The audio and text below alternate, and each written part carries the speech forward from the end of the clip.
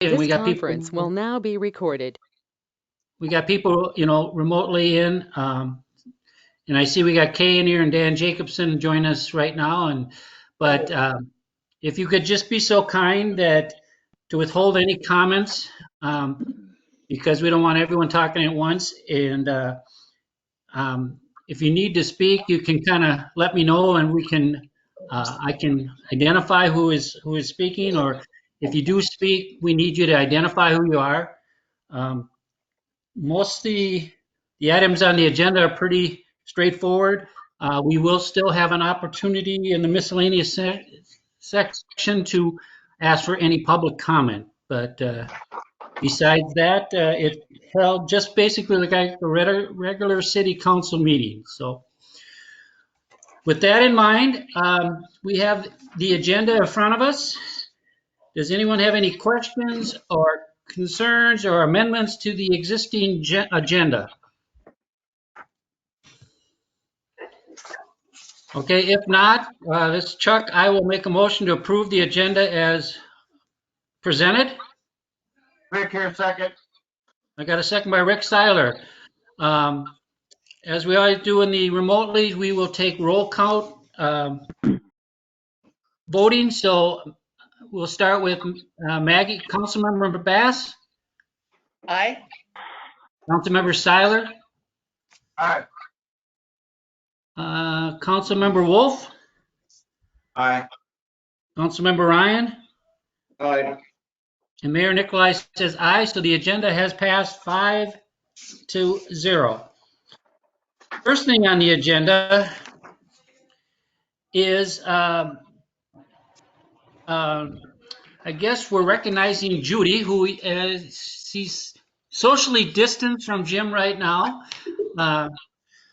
But Judy has worked for the city 40 plus years. That's amazing, Judy, that anyone would stick it out with the cronies you had to deal with for 40 years. So,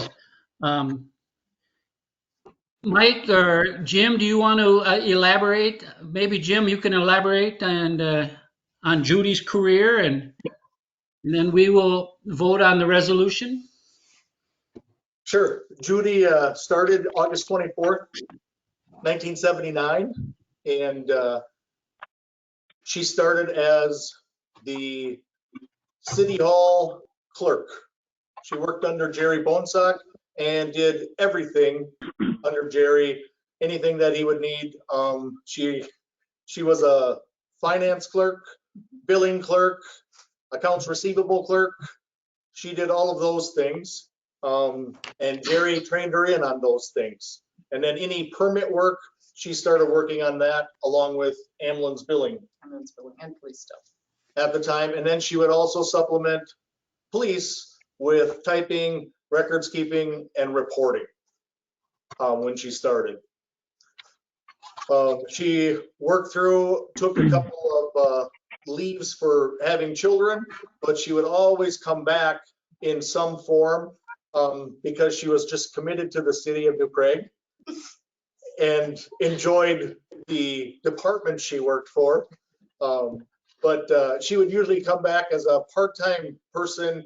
At one time, they had Coralie here that kind of filled the position. So when Judy came back, she came back part-time. And then when she left, she took over those duties once again for another 4 or 5 years. Then she took another maternity leave for a couple months. And in that time, they hired another person for upstairs. So when she came back in '87, that's when she came back to the police department as a part-time employee. And then from '87 to '90, she worked 2.5 days, and then it grew to 3 days, and then 4 days.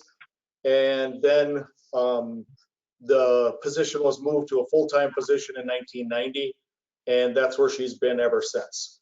She has served the city professionally and very generously, always doing whatever was needed for the office that she worked in. She would help out in any way she could. She is extremely honest I don't know that you could pay Judy to lie, because she just cannot lie. Extremely honest and high integrity throughout her entire career. Very committed to the city and offered a lot of professionalism throughout our office in the police department, but also I think in City Hall too. Just taking care of customers day to day and always being there to serve. Okay. Well, I'm going to read the resolution. City of New Prague, resolution number 20-05-18-01, recognizing Judy A. Sapleka. Whereas Judy A. Sapleka has faithfully served the City of New Prague in the positions of secretary/building clerk, police clerk/typist, police records clerk, and police records technician in the administration and police departments for the City of New Prague from August 24th, 1979 to May 29, 2020. And where she has always effectively, conscientiously, and professionally represented the City of New Prague in a distinguished fashion.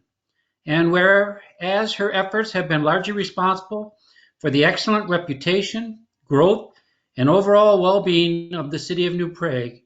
And whereas all the citizens of the City of New Prague have been the beneficiary of her efforts, talents, and abilities for the past 40 plus years.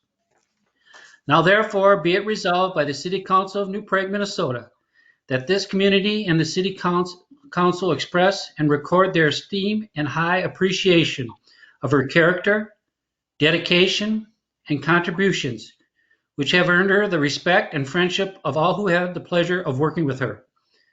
And be it further resolved that the City Council extends best wishes to Judy Sapleka and many years of good health and happiness in her retirement.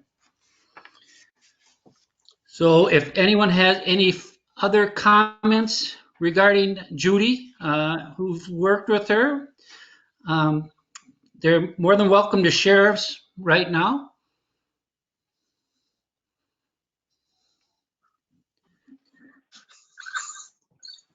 I'd just like to say I started working with Judy in 1982 when we started building the pool. And it's remarkable she survived the smoke-filled room that Jerry provided. But everything, And that was Jim, Kay Wilcox. yeah, everything Jim said, I would validate. Okay. Thank you, Kay. Patty, you going to say something? I was just gonna say congratulations, Judy. It's been a great, I'll be there 30 years, so it's been great just interacting with you, and you always have a smile on your face, and we're gonna miss you. Thanks, Patty. Yeah. So Patty has 10 more years, obviously. Chuck, this is Mike. I would be remiss in saying that it's unfortunate that this is how we get to do the final adoption of a resolution and presentation to Judy. It's not what we have historically done. And so I missed the opportunity for the other city employees, police officers, and others, family members, to be available to acknowledge Judy's retirement. And as she gets ready to leave here in a couple of weeks, she will be leaving as the most senior member of our entire workforce. And so she has carried that distinction here for a while. The passing of that gavel will be to, I believe it's the individual in the pictures directly below her. And I think Glenn Stika in July hits 40 years. So he's kind of right behind Judy, but I think we've provided to Jim that Judy, if you'll stand after the mayor takes a vote, then we'll have Jim present you your resolution of recognition. Okay, if no one has any other further comments, I'll make a motion to approve the resolution recognizing Judy A. Sapleka. This is Maggie. I'll second. Okay, I got a motion by Mayor Nicolai, second by Maggie Bass. So if there's no other comments, it's the last time anyone to give Judy a shot. Okay. Councilmember Bass, Aye. Councilmember Seiler, Aye. Councilmember Wolf, Thank you for your service, Judy, and I happily vote aye. okay. Councilmember Ryan, Aye. Mayor Nikolai says aye. The resolution passes unanimously, Judy. So again, thank you very much for your hard work for the city. I know I'm going to miss you when the city hall opens up again and I come down the hall, you always say hi to me. So best of luck in your retirement. Jim, you're more than welcome to present Judy with the resolution.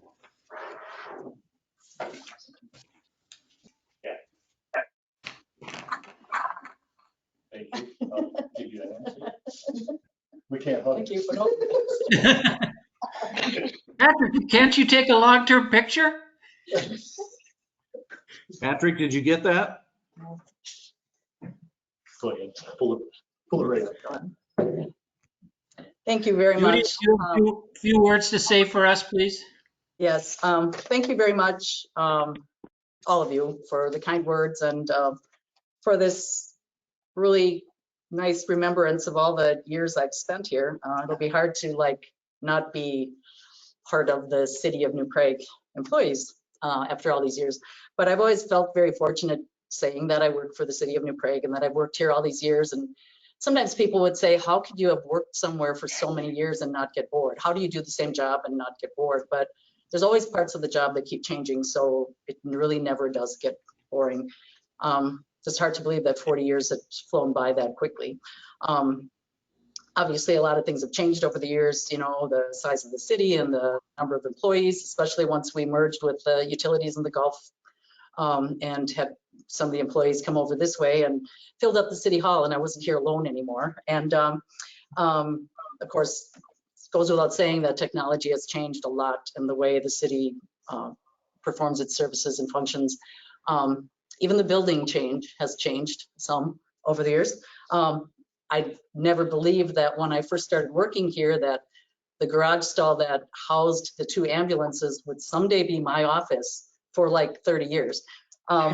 So when I tell these stories to people, the reactions that they have are they really make me feel old. It's like, how can that be that many years ago? But things have changed a lot. And it was so nice to work close to home, especially while we were raising a family and being close to the schools and, being available. And I never complained about that daily commute of 4 blocks, especially in the winter on those snowy days.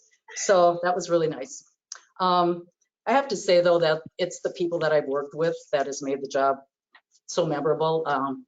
Lots of great memories over the years, like from way back and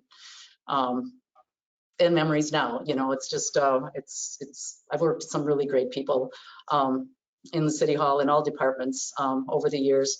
But with the police department, I've worked under 3 police chiefs, Dennis Roloff, then Mark Besapka, and now Jim, who've all been just really great to me. Always treated me so well, always were there to answer my questions, always there to back me up or give me advice, and always just made me feel like a true member of the department, even though I wasn't an officer. But I always felt like I belonged, so that was nice. Same goes with the police officers. I've worked with a lot of them over the years, and I just they've all been great. I've never had one that I had a difficult time having a work relationship with. So the city's been really fortunate to have such great police officers over the years, and still do. Up until last summer, when she retired, I worked with Sue Rochard for like 25 years. We worked side by side. We became good friends, kind of shared in life's milestones, raising children, graduations, weddings, and then becoming grandmothers. And before you know it, we're talking about Medicare and retirement. So I don't know how that happened so fast, but it did. But since Sue retired, I've had the pleasure of working with Jessica Thorpe, who took Sue's spot, or Sue's job. And she will be my replacement when I leave. And she has been it's been great getting to know her. She's been a joy to work with. And I have no doubt that the department will be in great hands with her in charge. And Jessica's been busy lately training Chantel Nelson, our newest addition. And I've only known her for about a week, but I believe that the department will be in good hands with the two of them. So the next time you come into the City Hall, Chuck, once they open up, there'll be new faces, and it's time for me to move on. Thank you. All right, congratulations.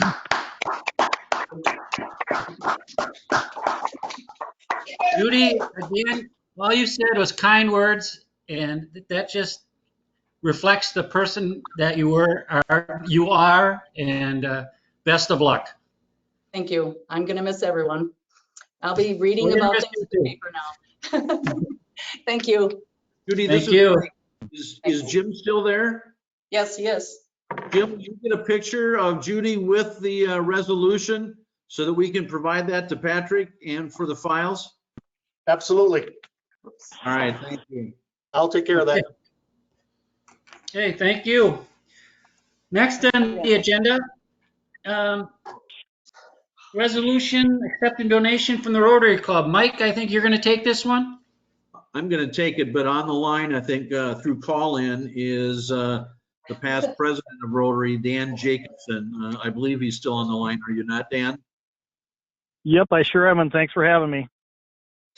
All right, I'm going to give the background, and then Dan's available to answer any questions should the council have any.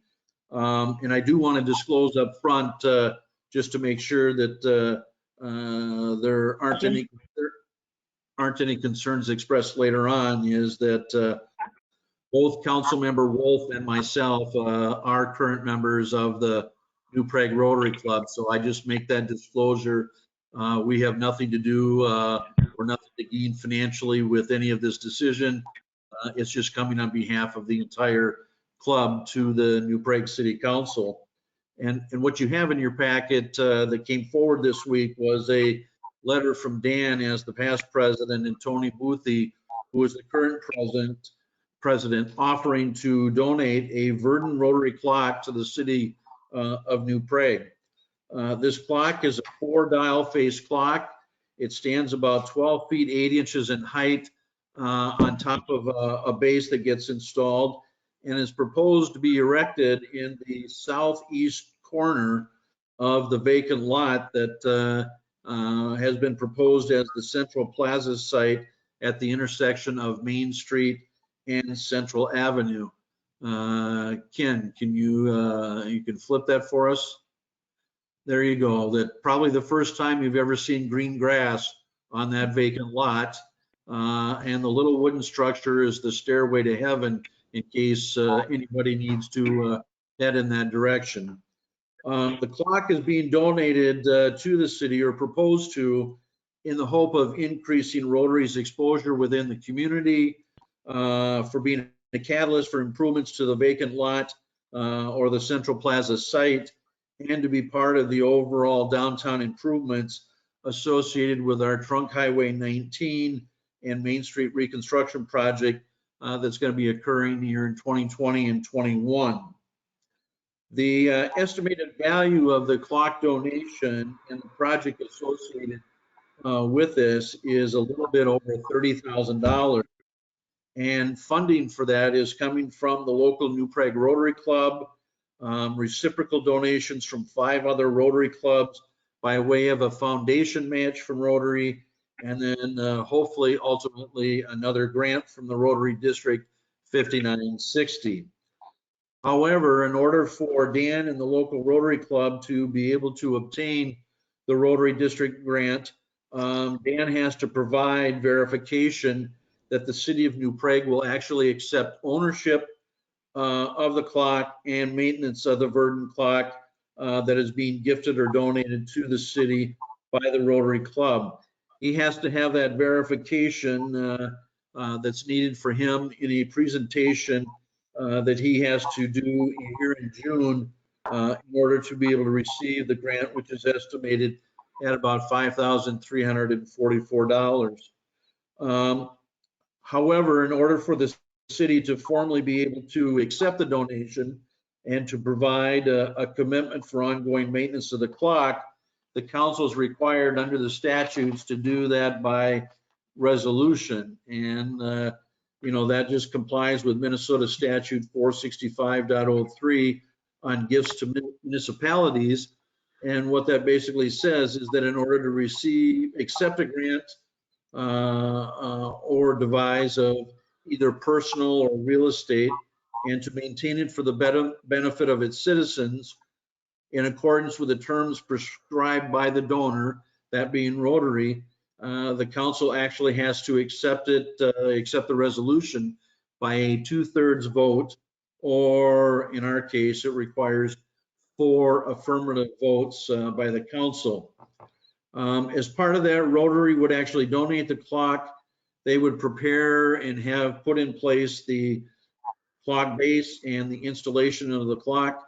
The city would be expected to provide an electrical connection to the clock, which I think in conversations with Bruce, we'd have to, if you can see to the north, the area where we have those, where the post office box is and the city utility billing box, there are boxes there for electric connections, and Bruce would need to be able to run a wire down to the corner where this clock is at.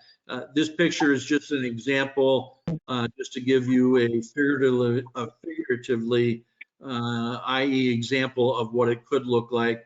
We're hoping for a much better look around the base of it than what you see here, but once we provide the electric, they'll do everything else to get it ready for installation.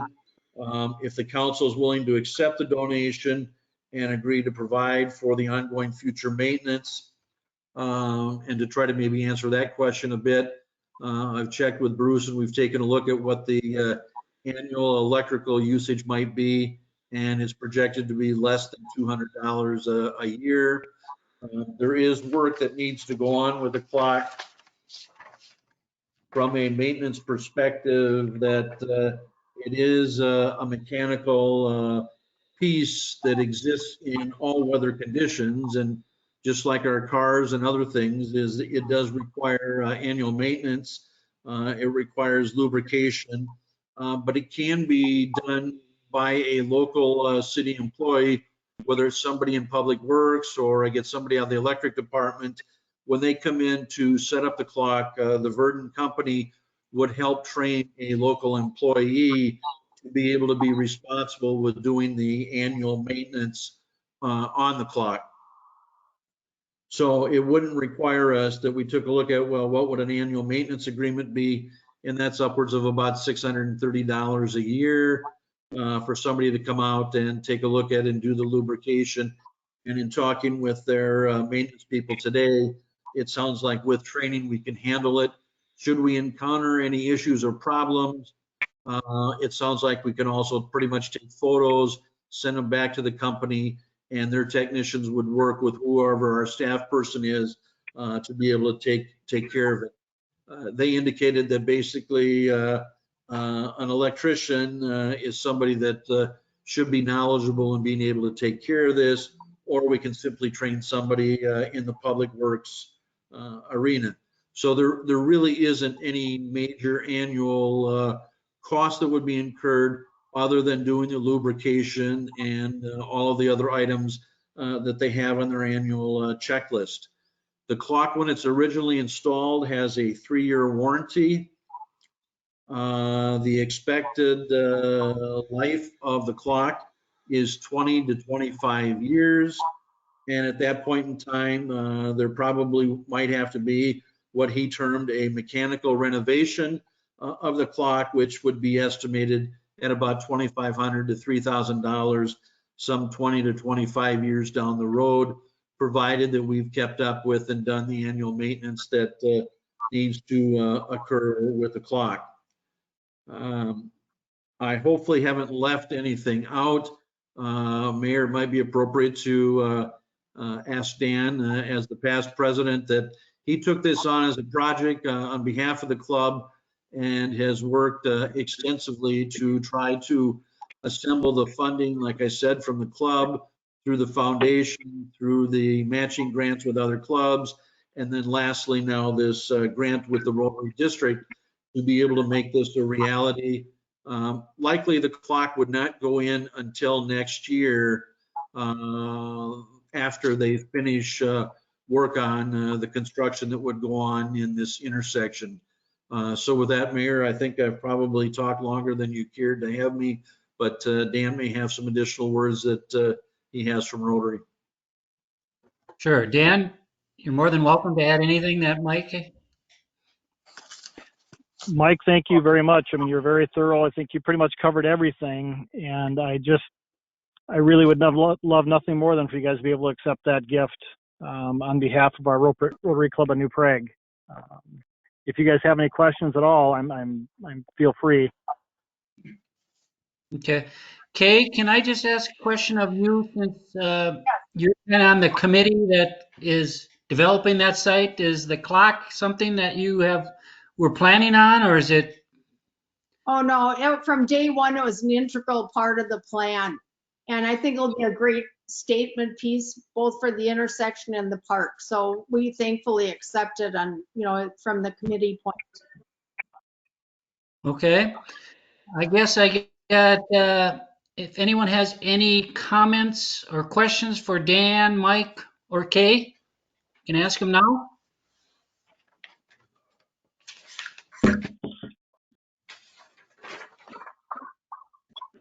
Okay.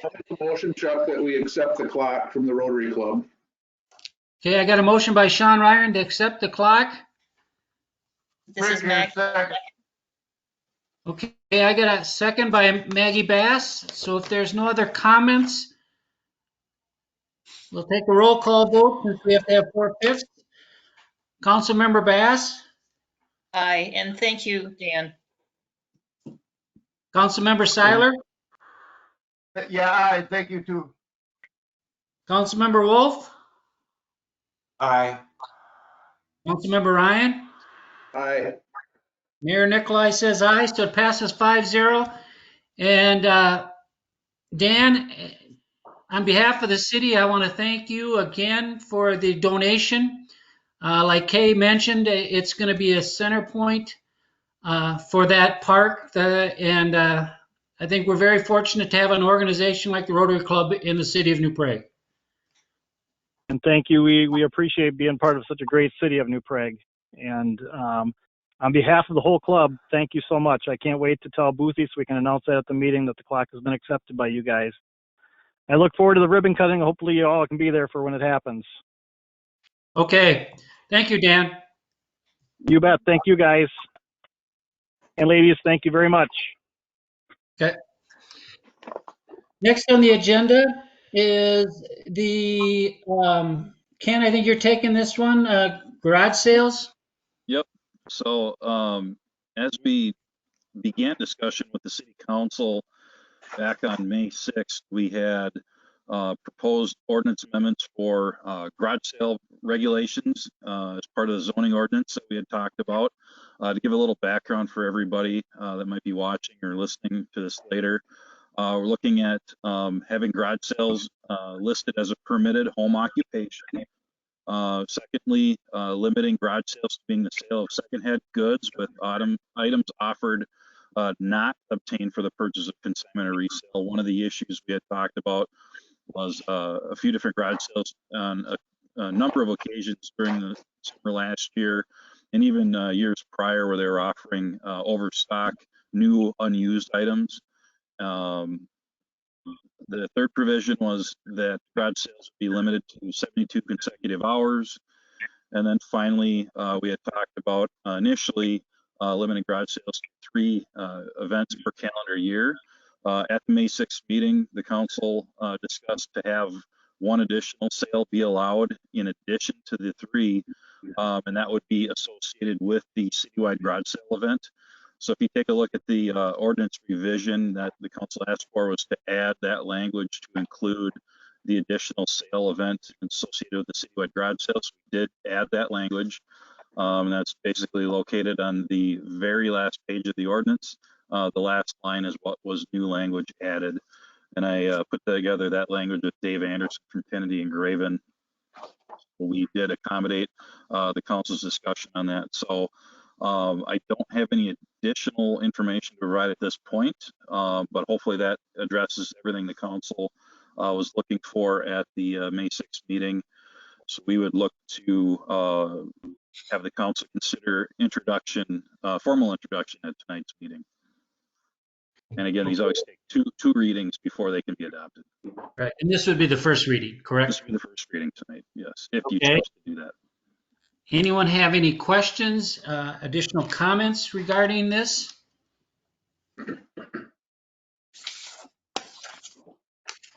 If not, I guess I'll look for a motion to approve the first reading of the amendment to the ordinance on garage sales. Rick, here, second. Oh, there you go. Rick, are you gonna make the motion? Yeah, I think Sean did it and then I seconded it. John, did you make the motion? I did, yes. And so I got a motion by Sean Ryan and it was seconded by Rick Seiler. If there's any other questions or comments? If not, we're going to start with the vote. We'll have Councilmember Bass, Aye. Councilmember Seiler, Aye. Councilmember Wolf, Aye. Councilmember Ryan. Aye. Mayor Nikolai says aye, so it passes 5-0.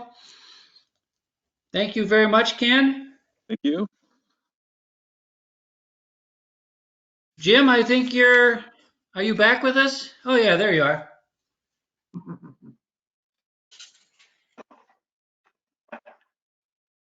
Jim, if you want to take item number 4.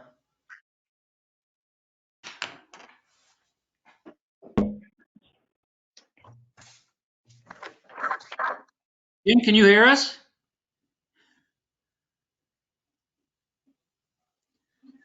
Ken, I think I see his lips moving.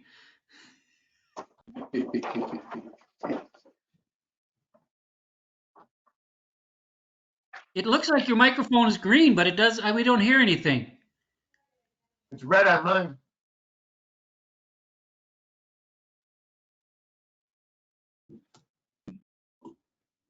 Okay, we got some technical difficulties here.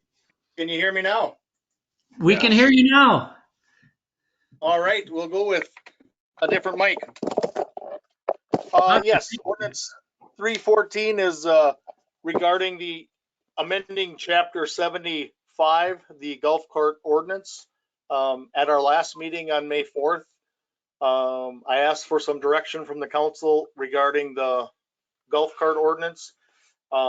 Everybody was in agreement, and the direction that I took from that was that you would like to extend the use of golf carts that have original equipment with headlights and taillights and rear brake lights to allow them to operate on the city streets until 10 p.m. So this amendment would offer up that language in that it still designates golf carts may only be operated on designated roadways from sunrise to sunset. And then the added language is except when a motorized golf cart is equipped with original equipment, headlights, taillights, rear facing brake lights, it may be operated on designated roadways from sunrise to 10 p.m. I think that took care of that language that would allow them to be on there then with proper lighting. And also I did have the city attorney just review some of the other points about having the valid driver's license, and city attorney's office believed that was a valid point in the ordinance, and believed we had legal standing on that. So that was his advice at this time. So that's why no other amendment was made, but other than just adding the to allow them until 10 p.m. Okay, does anyone have any questions regarding this? Yeah, I do, Chuck. Jim, I know that you met with some of our neighbors in regards to the UTVs, those utility vehicles, which are the other times referred to as a side-by-side. Yep. So is that something that if we wanted to, we could add it to this golf cart, or is this exclusive to the golf cart and that's a separate issue? If we chose to add UTVs, we can do it a number of ways. You can add it to the golf cart with its own stipulations and regulations. But it would be the same permitting process that we have now for golf carts, or it could be a standalone on its own. Sure. Well, I just had an opportunity to meet with those guys and get some more information on those side-by-sides, and they're not even close to as loud as a motorcycle is. They really aren't much louder than a regular car. And I can see where use of those, we might want to take a look. I'm certainly for them, and I'd like to see where maybe the other council members are in regards to including those. I'd still like to keep the four-wheelers and the snowmobiles, that ordinance separate, but these UTVs are a lot different than a 4x4 or a snowmobile, and a lot more, what's the word I'm looking for? Just a lot more just newer design that's I think almost made for running around town, running errands with. Sean, I agree with you in the sense, but I think I would rather see a separate ordinance on it. Okay.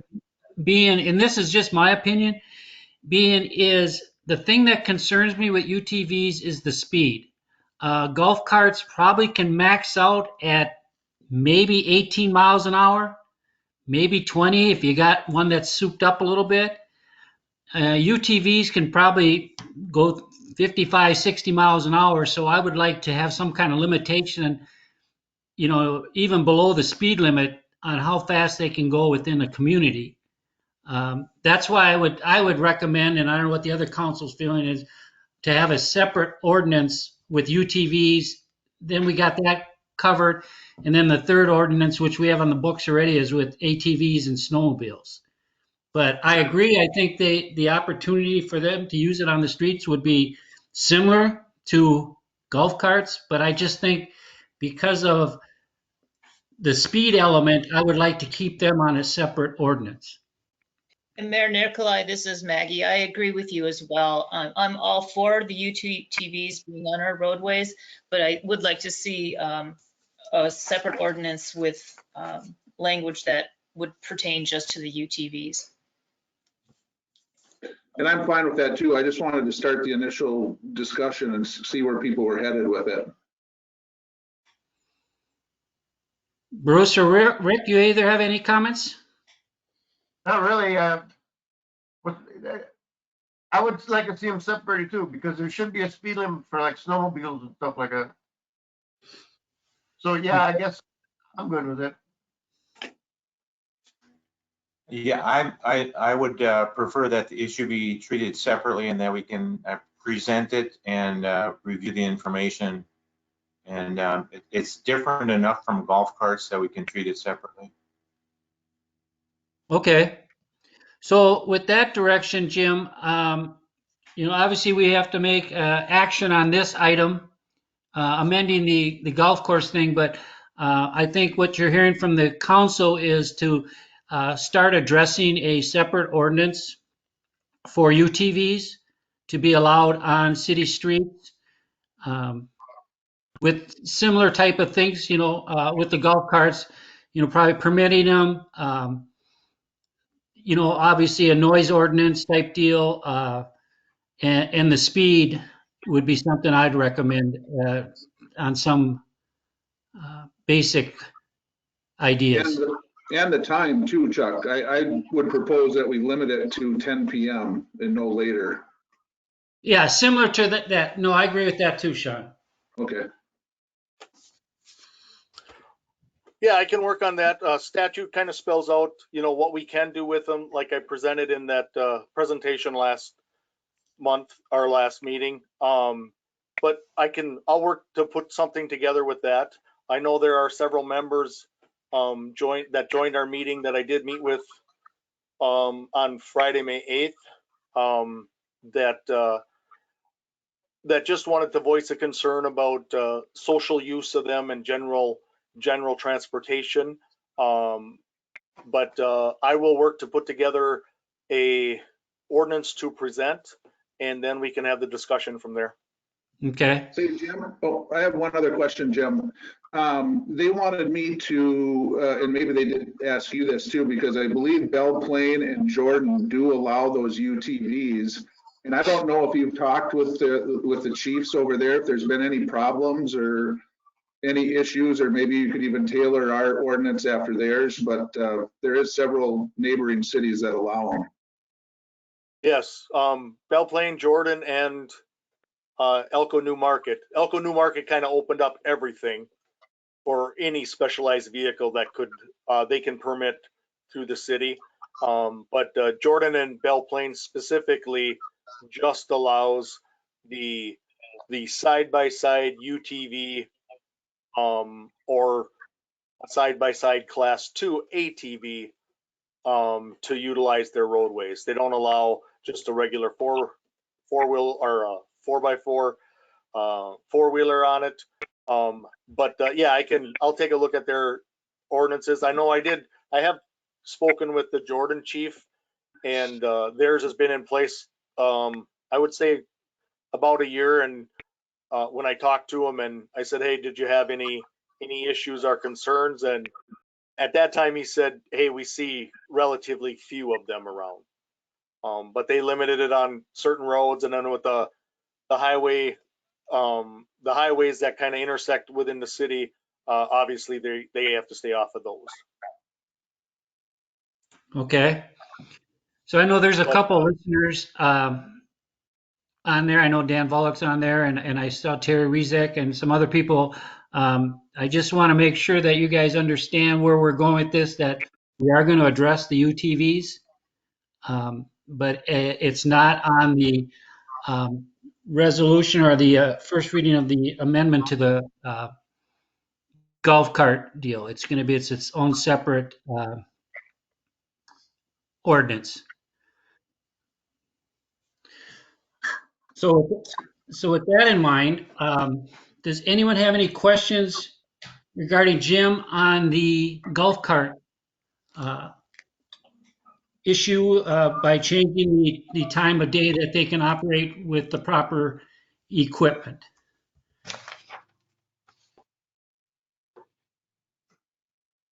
Okay, if not, I'll make a motion to approve the first reading of the amendment to the Chapter 75 motorized golf cart ordinance. Who was that? Did someone do a second? I'll do a second. Oh, okay. I don't know if Rick. Okay, so I got a motion and a second by Sean Ryan. If there's no other comments, okay, Councilmember Bass, Aye. Councilmember Seiler, Aye. Councilmember Wolf, Aye. Councilmember Ryan, Aye. Mayor Nikolai says aye, so the first reading has passed 5-0. Thank you, Jim, and again, if you could start putting something together for UTV, and then also I think at the same time you may want to just have, look at the ATV and the other piece so that we have all three pieces in place. Okay. Yep. All right. Yeah, I entertained just adding some definitions and things to our snowmobile ATV ordinance, so I will work on that also. Awesome. Thank you very much. Okay, the next on the agenda, I assume, Bruce, that's why you made your guest appearance? That's right. Mayor and members of the City Council, I'm here tonight to ask approval for electric vehicle charging. It's a site host agreement with the Phillips Edison Company. They are the owners of the property that encompasses the Colburns and the Strip Mall retail area. I won't read you can read my memo there, but really this started about 2.5 to 3 years ago with the VW settlement, if you remember, when they got in trouble for falsifying documents in regards to the EPA on their diesel vehicles. But anyhow, they were required to pay monies to each individual state to put electric vehicle charging stations throughout the state. Well, it ended up that those monies only went to large communities and large cities.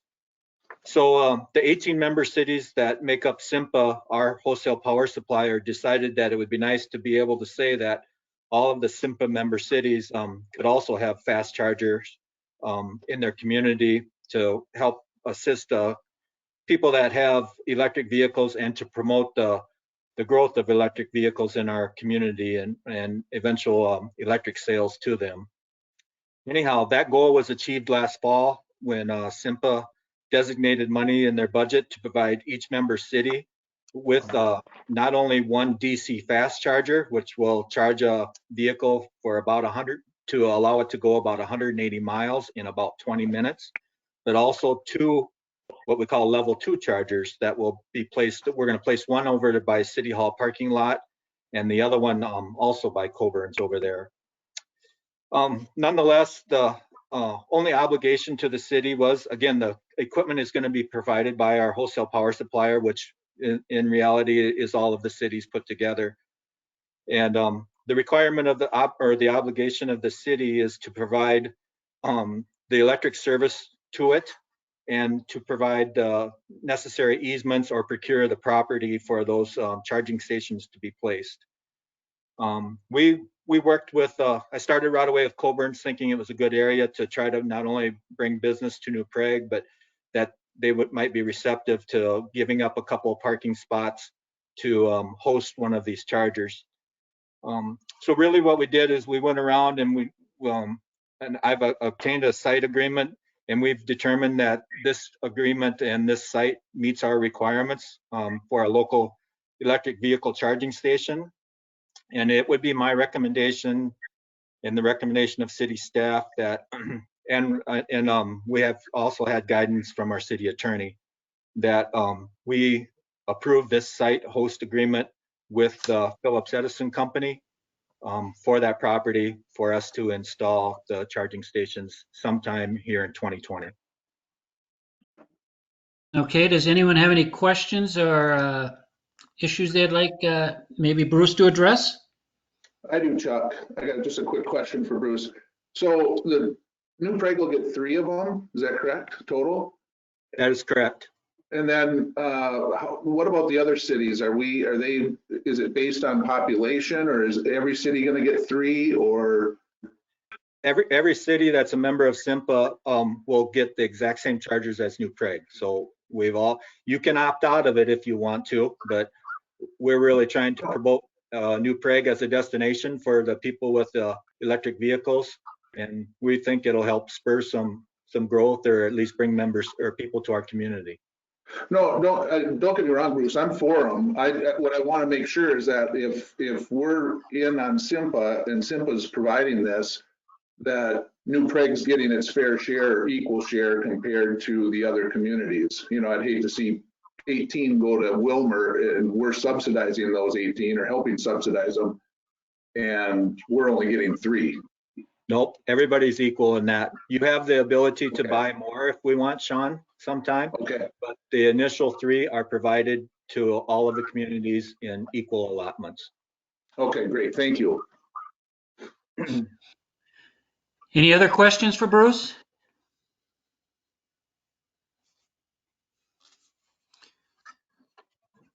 Bruce, I just have one question on the unit. Now, obviously, it's going to be just out in the public. Is there like cameras or something on it to kind of deter vandalism, or? You know, there currently, no, there's not cameras to them. We are going to bring fiber optic to that area in case we as a utility would like to place them there. Other communities have not had really too much in regards to vandalism problems. So hopefully that's the case in New Prague, but we have made provisions and are taking, as part of the city's fiber network, we are taking a conduit to that location so that should we want to place cameras on them, we can do so. They are also remote monitored by the vendor that also collects the revenue for us for people that use them. So they are monitored electronically that way, but I don't think they are as far as video currently. Okay, thank you. Any other questions or comments from the council? If not, I guess I'll look for a motion to do a host easement agreement. Rick here, so moved. Okay, I got a motion by Rick Seiler. I'll This is second. Maggie. I'll second. Okay, I got a second by Sean Ryan. So if there's no other questions or comments, we'll take a vote. Councilmember Bass? Aye. Councilmember Seiler? Aye. Councilmember Wolf? Aye. Councilmember Ryan? Aye. Mayor Nikolai says aye, so it passes 5-0. Thank you, Bruce. I think it's definitely going to be a nice addition to our community.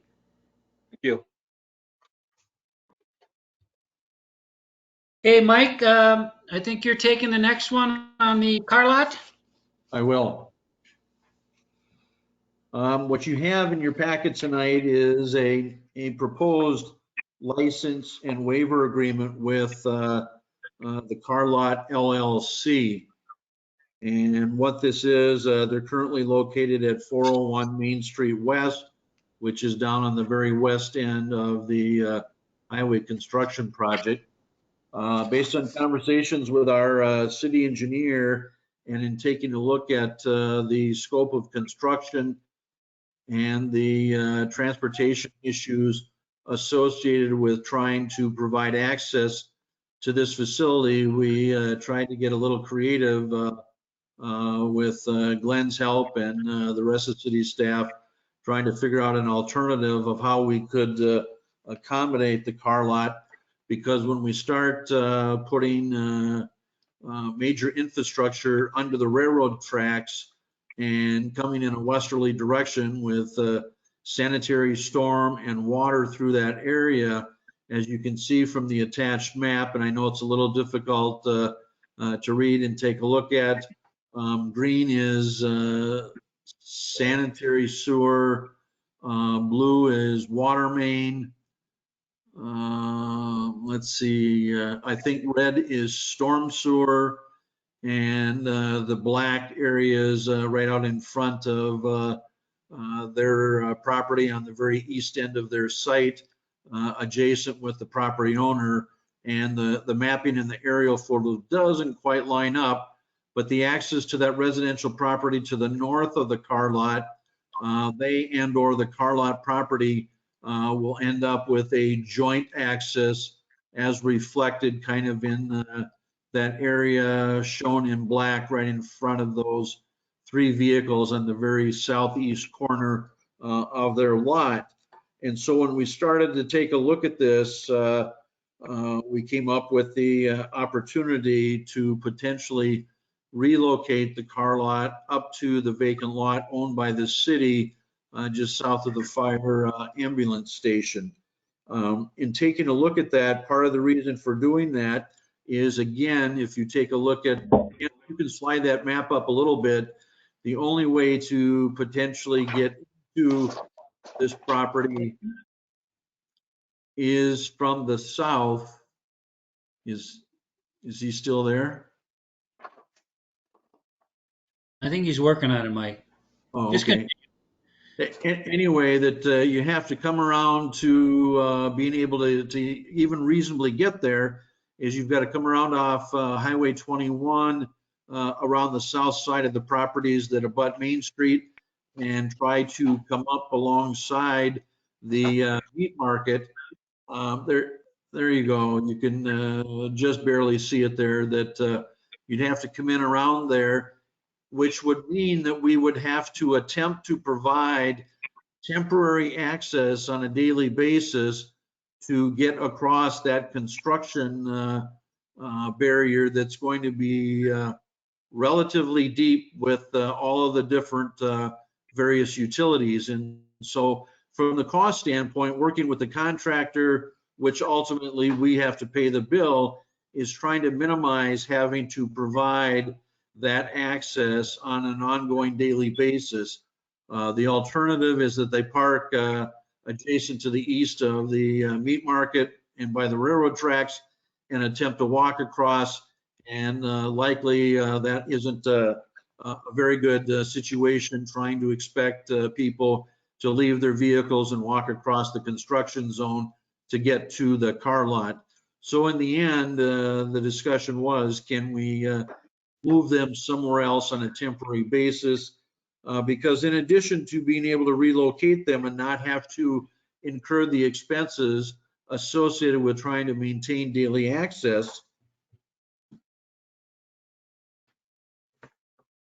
part of the agreement is that the city would provide our site at a cost of about $1 for the term, but that the Car Lot LLC would continue to pay their monthly rent under their current rental arrangement with SSA&M, the property owner of the lot. And what that does, by him continuing to pay that rent, is it minimizes the loss of rental income that he would lose as we get ready to deal with an upcoming condemnation action, so that he can't argue that he's out the loss of rental income because it will continue to be paid by the car lot. We would moving the car lot up to the vacant site is we have a former emergency preparedness trailer. I'm not sure everybody has seen it, but the council has previously declared it as surplus property. We just haven't sold it, but we've worked with Mr. Kramer of the car lot, and it would work on a temporary basis, that it could be a temporary office up on the site that we are proposing, and we'll show a better map here in just a second. And so the trailer would be provided as is with no warranties. Bruce believes he can connect up electrical, and we can make a tie-in for water. And then we'd also coordinate connections for telephone and internet so that he could basically move his office up here, and it would be located on the east side of the building that we are currently renting, just south of the ambulance station on the southwest corner of the property.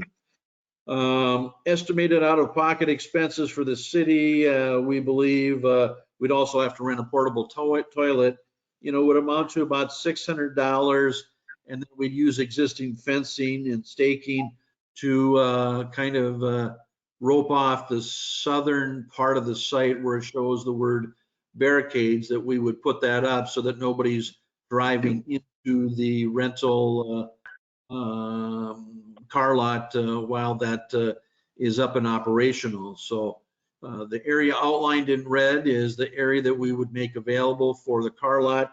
He's eligible to put up a sign. I think Bruce and Glenn indicated that they would also put up a temporary security light on the parcel so that that is lit up to hopefully minimize any type of vandalism type items.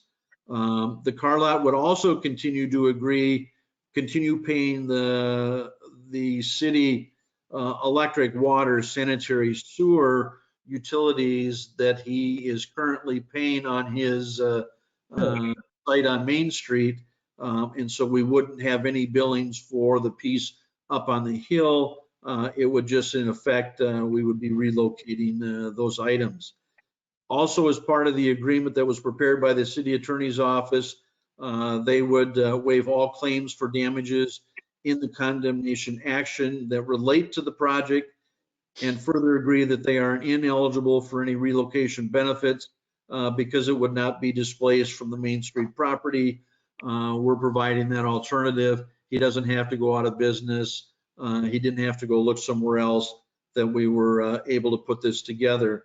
We're expecting this arrangement, if you approve it tonight, would begin here in June and probably last up until October, or whenever Chris is able to get the contractor to put the concrete street back in place, and people can actually start driving on it again, but likely no later than the end of October. This isn't intended to be any kind of winter operation. We have to provide 30 days notice, asking him to vacate this property, and then he would move back down to the Main Street location. The agreement was prepared through the city attorney's office. As you can see, the end of the agreement, Mr. Kramer has reviewed it, and he has approved the agreement as it is currently written and being proposed to the council. So with that, I guess the staff and I would stand for any questions. Hey, Mike, this is Chuck. What about the house behind the lot? Is anyone living in that? Glenn, do you know, or do we have an answer the last time we checked on that it's been through a process, and so I can't answer that, but we will have to provide access, or Chris will have to ensure that the contractor provides access in and out of there. Last word we got is there was nobody living in there. They were looking to rent it again. Whoever was in there had moved out. So there's potentially could be somebody going in there. But for one resident, that resident would be no different than working, if the street in front of your house is being reconstructed, kind of the same thing. You might end up parking across the road, kind of by the butcher shop area there, and then have to cross the road to get to your house. Kind of that scenario, some days out of the week, or do the construction project. But at least it's not a business that's buying and selling cars. So The other question I have is that lot next to the meat market.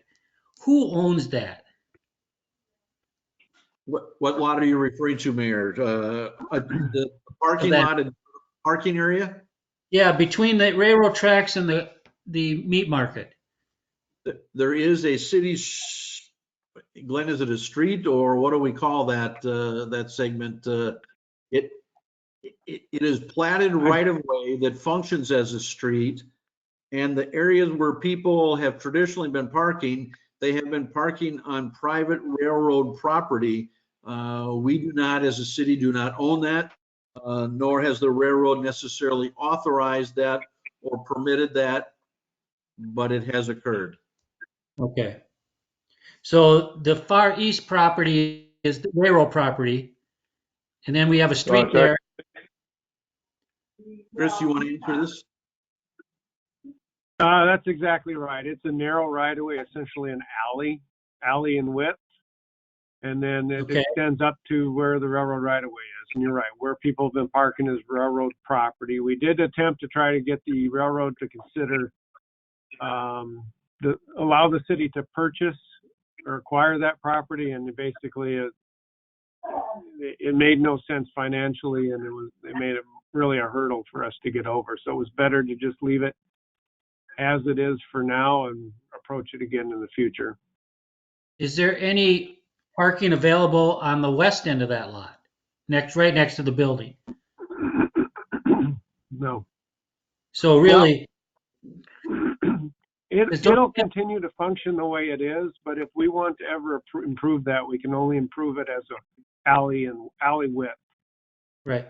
But don't they have signs on there that for Gazacek parking meets only on their?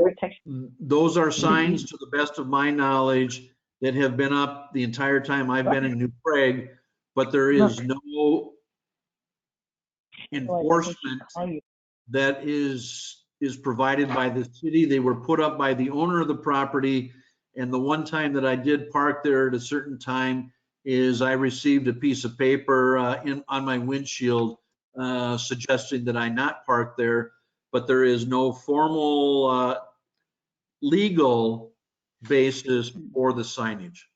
Okay, I just wanted to make clear of that because, I've had some people tell me 2 or 3 different things about that lot. And I knew the railroad owned the east end, but basically what you're saying from the curb to the railroad property is city property. The area, Chris, in black, if we continue that south, is essentially the width of the roadway, if Ken blows that up, as it comes down in a southerly, southwesterly fashion around the corner and then ties into the city street. Yeah, and there is actually a small area of city-owned property on the south side of Skowronski's meets as well. And then from there, it ties into that, what I believe is First Street Southwest. We still call it Mill Street. Pardon? It's still Mill Street through here. Okay, all through there. All the okay. way through. Yep. Okay. I just asked just clarification. It really doesn't probably pertain to what we're talking about, but I'm sorry to sidetrack, but I just wanted my clarification on that. So we tried to look at doing more on that side, Chuck, in the design and the plan, but as Chris indicated, we weren't able to make much headway at any type of reasonable rate with the railroad. And so likely that'll be a project that we come back at a later date to see if we can get completed so that we can improve the looks of that and bring that roadway all the way around and formalize it with parking and really clean up that area between the meat market and the railroad tracks. But until we're able to acquire the railroad area for parking purposes, I guess we wouldn't recommend moving ahead at this stage. yeah, no, and I wasn't suggesting that, Mike. I just was trying to get clarification for my mind. But does anyone else have any other questions regarding this agreement with the Car Lot LLC?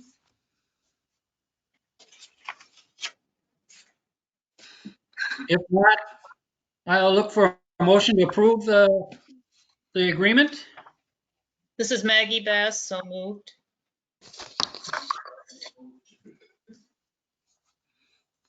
This is Rick, I'll second. Okay, I got a motion by Maggie Bass, second by Rick Seiler.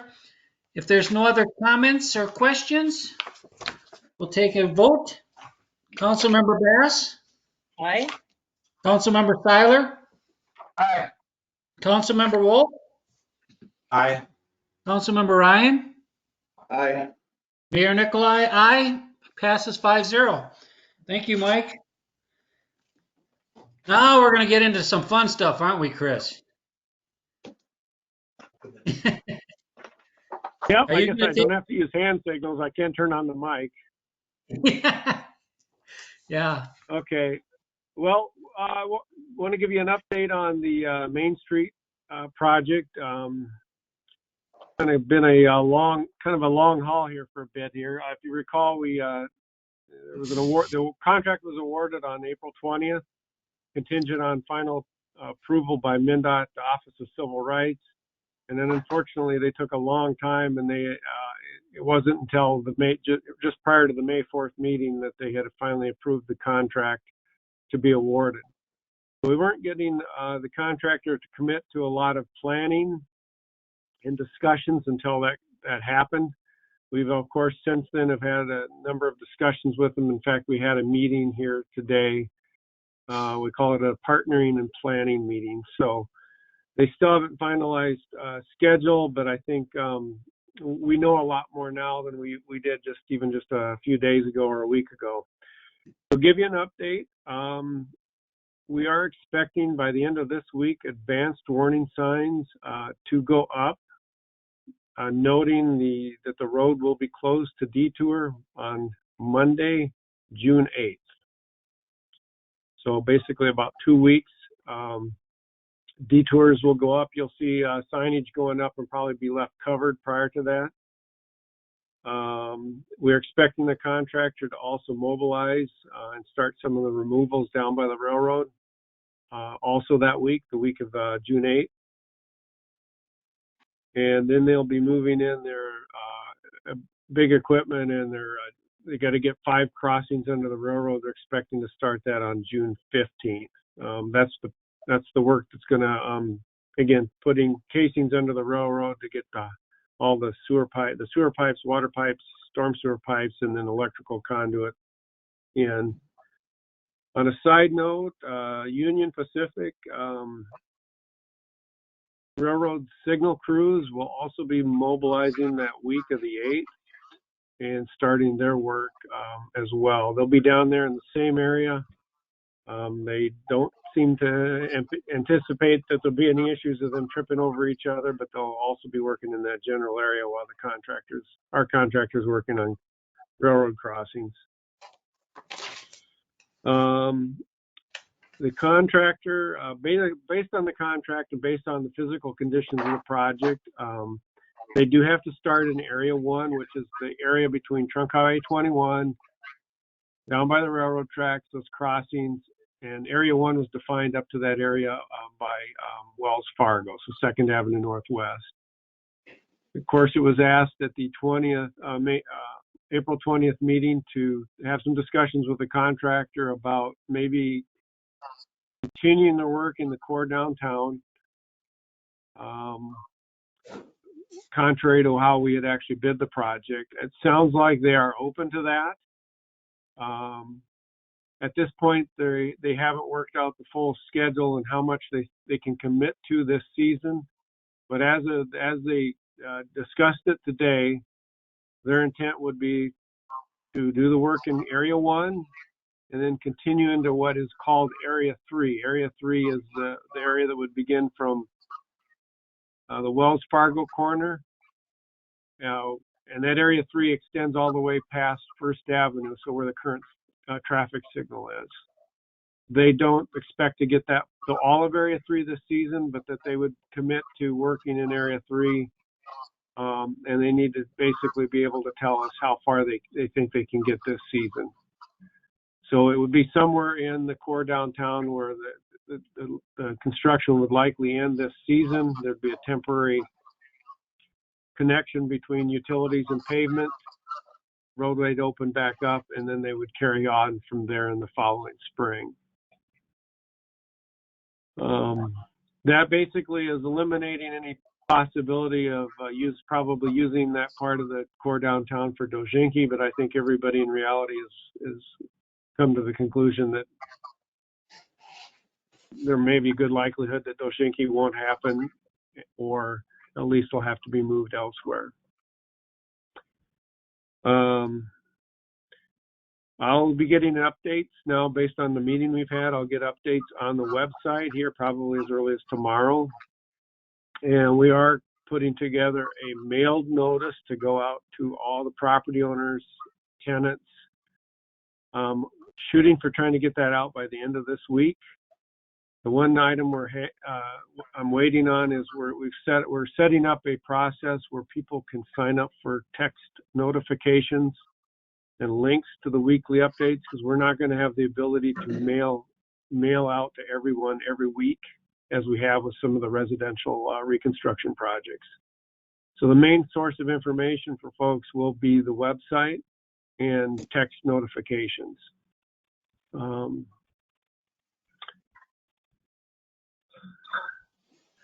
guess that's kind of where we're at. We have a pre-construction meeting scheduled for the 27th, Wednesday the 27th. So we'll know more on schedule at that point, and they'll have a better idea on how far they anticipate they can get into that Area 3 this season. If we decide, they won't obviously be working into that Area 3, the area east of 2nd Avenue Northwest. The Wells Fargo corner, they won't be into that area for quite a while. So it'll give us time to commit to how far they can go and be able to get that information out. Guess that's all I have. Questions, at least on that information. So Chris, how long does the season last? I mean, do they usually work till the end of November, in a normal year? Well, no, because a lot of the finishing work they'll have to do will be blacktop and concrete. And by the time you get into November, it starts getting too cold. Really, the effective construction season ends about the end of October. It can move into the first part of November, but if you get much past mid-November, it's too cold. Anything they're doing there is questionable work. They certainly are not doing underground work at that time. They're just buttoning things up, finishing concrete, and maybe some temporary blacktop patching from the old roadway to the new roadway. Chris, this is Then Mike. theoretically, the detour would be down sometime, would be taken off sometime, I'd anticipate early to mid-November. Mayor, this is Mike, that under the requirements under the contract, whatever they undertake as far as work that they're planning to do, by the end of October, they have to return it into its final condition. Do they not, Chris? Where everything from sidewalk to lighting to roadway, everything has to be complete within that corridor of what is being constructed, so that when we reopen for the winter, that is all complete, correct? That is correct. There's possible some areas could be temporary surfacing, so just they place bituminous blacktop in an area potentially, like if they weren't able to do a pedestrian apron, they'd at least be able to complete that hard surface with a temporary surface that would be removed the following spring. Chris, in our meeting today, didn't they also talk about doing the mill and overlay in area 5 to the west, as well as the storm sewer down adjacent to the library?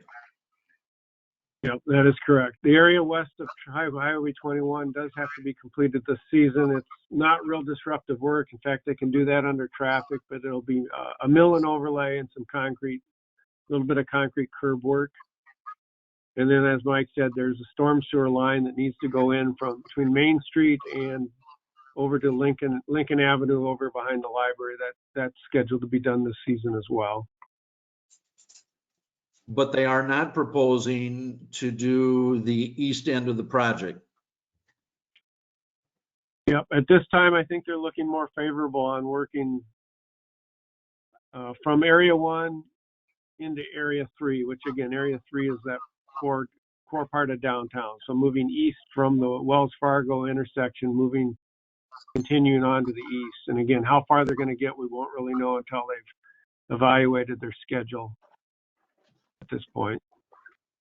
Do you have Chris, do you have a graph of that, or I mean, a picture of it that you can show us or get it up?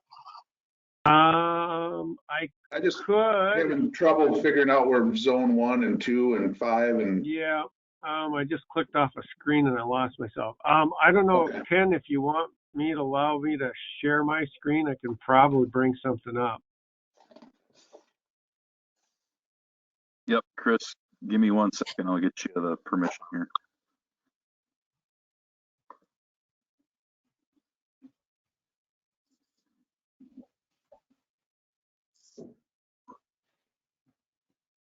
There you go.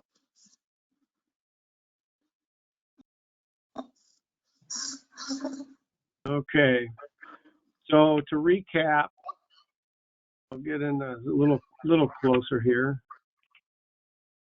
To recap, Highway 21 is a dividing line. So Area 5 to the west is over by Quick Trip, SA. That's the mill and overlay. Area 1 is the area down by the railroad. So from the highway up to Wells Fargo intersection, it's basically that, again, that area down by the railroad tracks. We had numbered Area 2 as the east end with the intent that they would be doing that next. So that's why our numbers are out of order. So Area 3 is from the Wells Fargo 2nd Avenue Northwest intersection up to 1st Avenue Southeast, which is the traffic signal where the gas station is.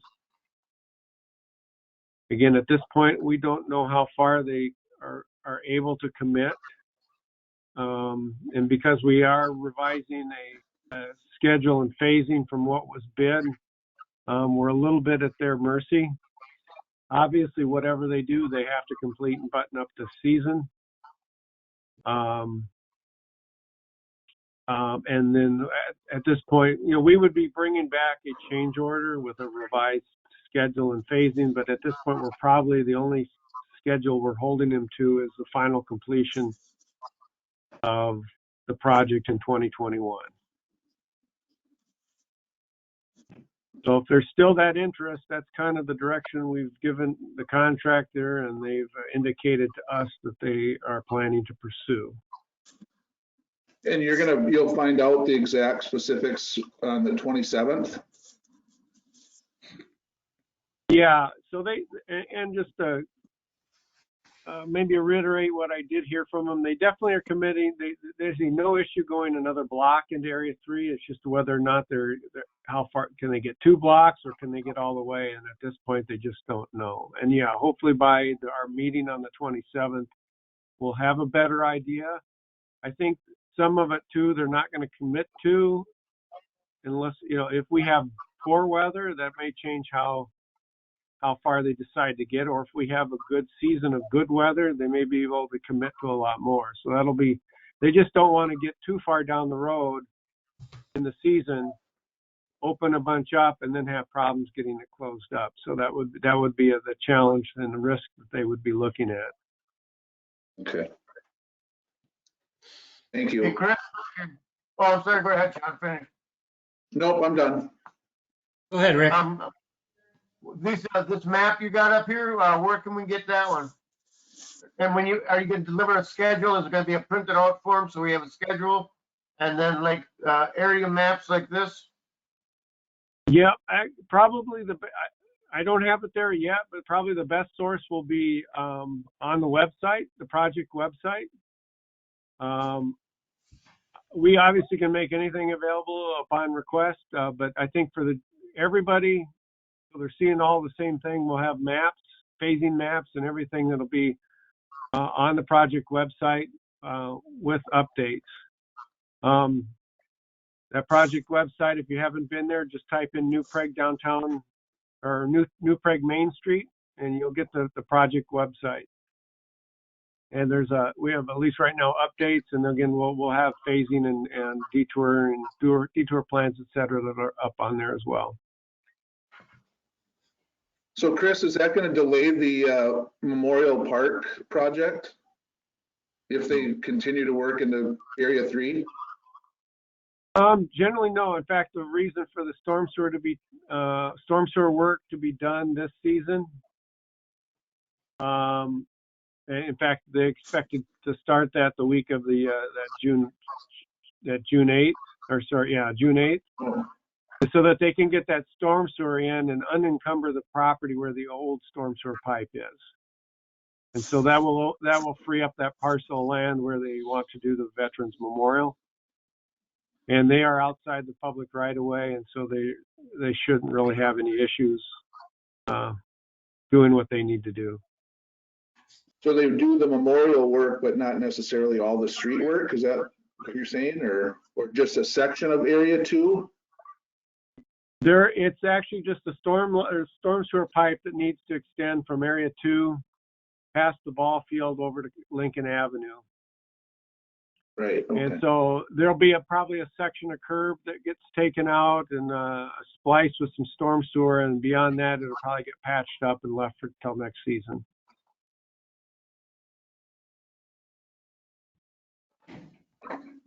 Does that make sense, Sean? Yeah, that answers my question. Yes, I got it now. Okay. Thank you. Okay. Any Do other I need questions? to give it back to you, Ken, or can you take it back? I can take it back. Okay.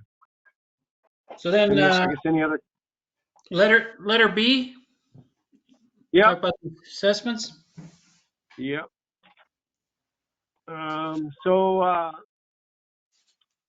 I wasn't at the last council meeting, but yeah, at the April 20th meeting that we did kind of give you a heads up, or noted that based on the bid pricing,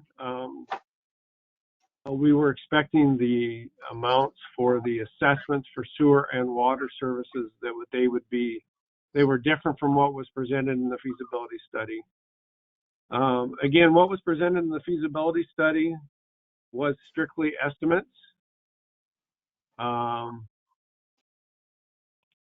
Was strictly estimates, and it had been noted various times during the meetings we held, and even at the public hearing, that the assessments that were estimated in the feasibility study were estimates, and that the final amount to be assessed would be based on bid pricing. This was a difficult project to estimate in terms of that, because a lot of the work was unique. It's not like the type of work that we do on a typical neighborhood street reconstruction project that we've had in the past. Plus, the last times we did sewer and water assessments goes back to 2014. So obviously this is a downtown project, was a little more unique, et cetera. So, and we did obviously see prices just in general on everything kind of came in higher than expected, maybe partly because of the climate, partly because of just the nature of a project being in a downtown project. So we ended up definitely with prices that were somewhat higher than we had expected. You can see on the page 2, because of the uniqueness of this project with being a downtown project, the one thing that we had identified early on was that it was real important to attempt to bring water services all the way into the buildings where it was feasible. The reason being is to avoid having a mechanical splice on the exterior of the building underneath the sidewalk and actually bring it into the buildings. So you can see there's the top line item is the standard 1-inch domestic water service connected outside the building, just like what we've done on all projects in the past, all the neighborhood type projects. The second one was bringing the pipe all the way into the building and connect it to the plumbing inside of the building, work that would have to be done by a plumber. The other thing we identified early on was the ability to give people the option to extend a fire suppression service out to their building. So they'd have the ability to invest in their property, invest in expand in the potential use of the property in the future, whether it's them or future owners. And so we knew we had identified the need to be able to bid 6-inch water services. As you can see, there was 3 various options. One to bring it all the way into the building, one to bring it to the outside of the building and then tap the existing domestic off that, at least again, still preserve their ability to get to a 6-inch water service relatively easy. And we have a few cases where we had the individuals who needed just basically left a stub to their property that they can tap off in the future. So that lists you can see in that sheet, it lists the amount that was estimated in the 2018 feasibility study and the amount recommended that be used for the assessments that would be levied in the fall of 2021. So Mike and Glenn and Bruce and I spent quite a bit of time talking about it. And I know Bruce and Glenn talked about it a lot more outside of that. And based on our last discussions, these are the recommendations that we came up with. I don't know, Mike, Glenn, or Bruce, if there's more to add. And Council, I'm sure you've got questions on this. So,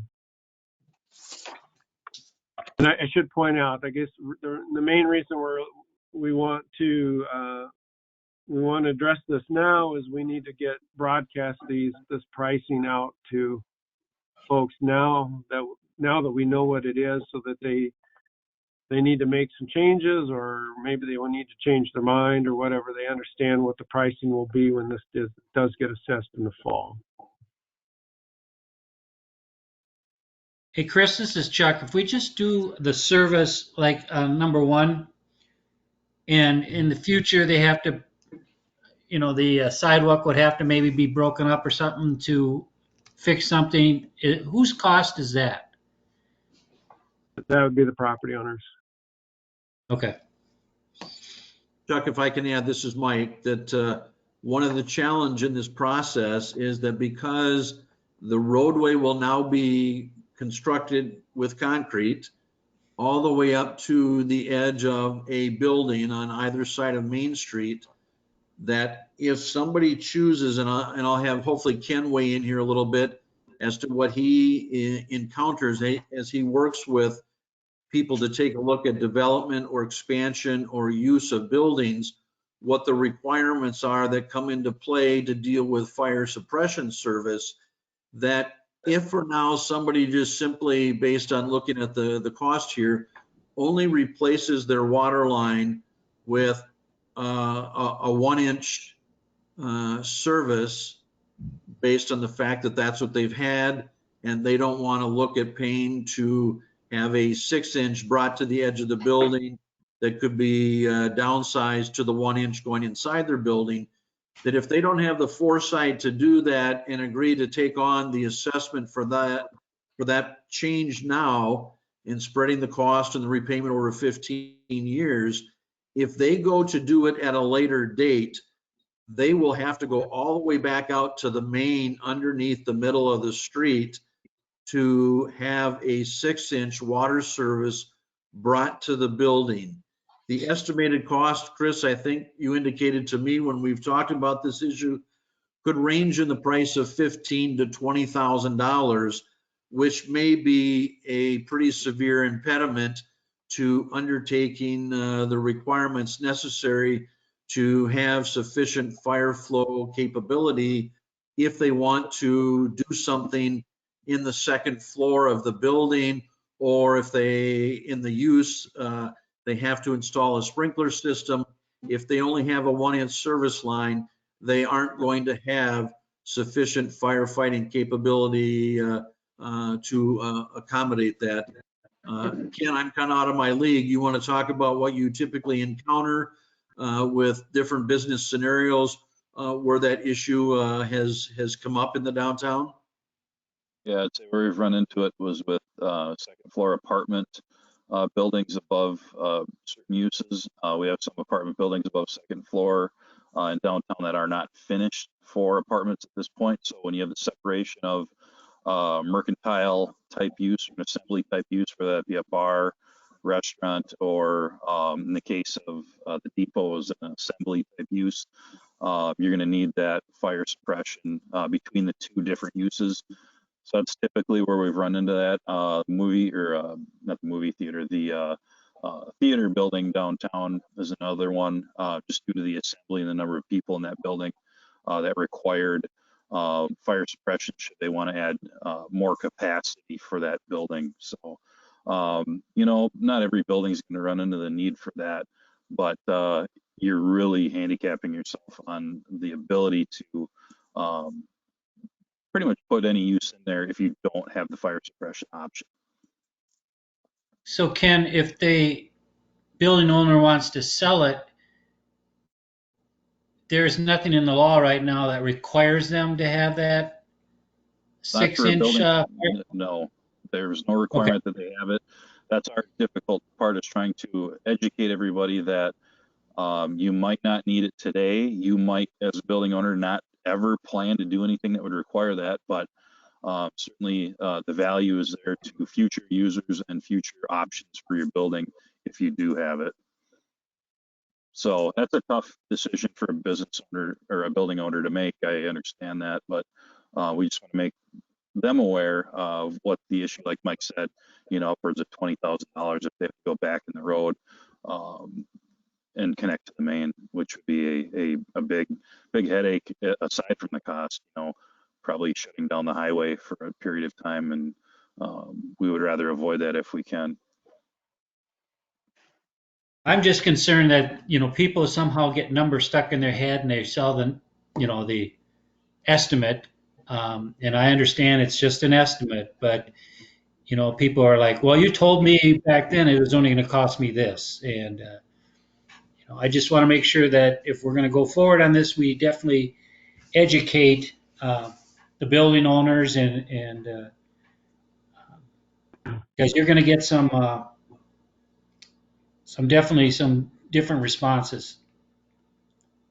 Mayor, this is Mike, and attempting to respond. We have done everything possible throughout this entire project to try to keep each and every building owner or property owner apprised of what the estimated costs were going to be. As you heard Chris describe, going back in 2018, when the feasibility report was put together, you can see in that far left-hand column what his best estimates were at that time. Getting the bids that we did here in March are now what is contained in the data right next to there. So we are attempting to try to follow that up.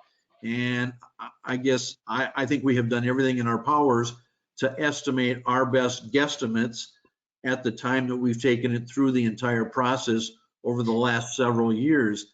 And until we actually took bids, we couldn't further describe or indicate what the real numbers were going to be. And so, yes, it is in some cases, as you look at that, a bit of sticker shock, but that's the reality of the bids that we received, and we don't have any way to undo those numbers. No, and I'm not arguing that point. I'm just, remember what happened on Facebook when people were saying, oh, they're putting $25,000 benches out in Main Street and that's thing. So that's just, we just got to make sure that we have a good enough explanation on things and actually be more proactive than reactive. Well, and we are being proactive based on having bids as of March 16th that you took action to award on in April, which is why we're back in front of you now trying to show you what the results of those bids were and how it impacts these individual water and sanitary sewer service connections before we go back out to try to meet one-on-one with every property owner to reconfirm what it is we think or know that they want as part of this project. As you can probably well imagine, in conversations with various different property owners, some of them probably likely may or may not own their buildings too much longer in the downtown in various cases. In other cases, many of them don't know what that next level of development might be, or the next reuse or redevelopment of those properties. When you take a look at this improvement, that whatever we do here right now really is impacting how this city is going to grow over the next 20 to 30 years, when you take a look at whether they have capabilities to be able to do things in their building that might require new regulations to come into play, as you heard Ken describe. And so it's a very difficult conversation to have with that property owner because some of them really don't want to look beyond where they're at present, and that any financial decision, obviously, as we put assessments together to present next year, going forward with a 15-year repayment schedule, that some of them don't necessarily want to incur the added cost or the risk of adding that to their assessments. And that's their choice.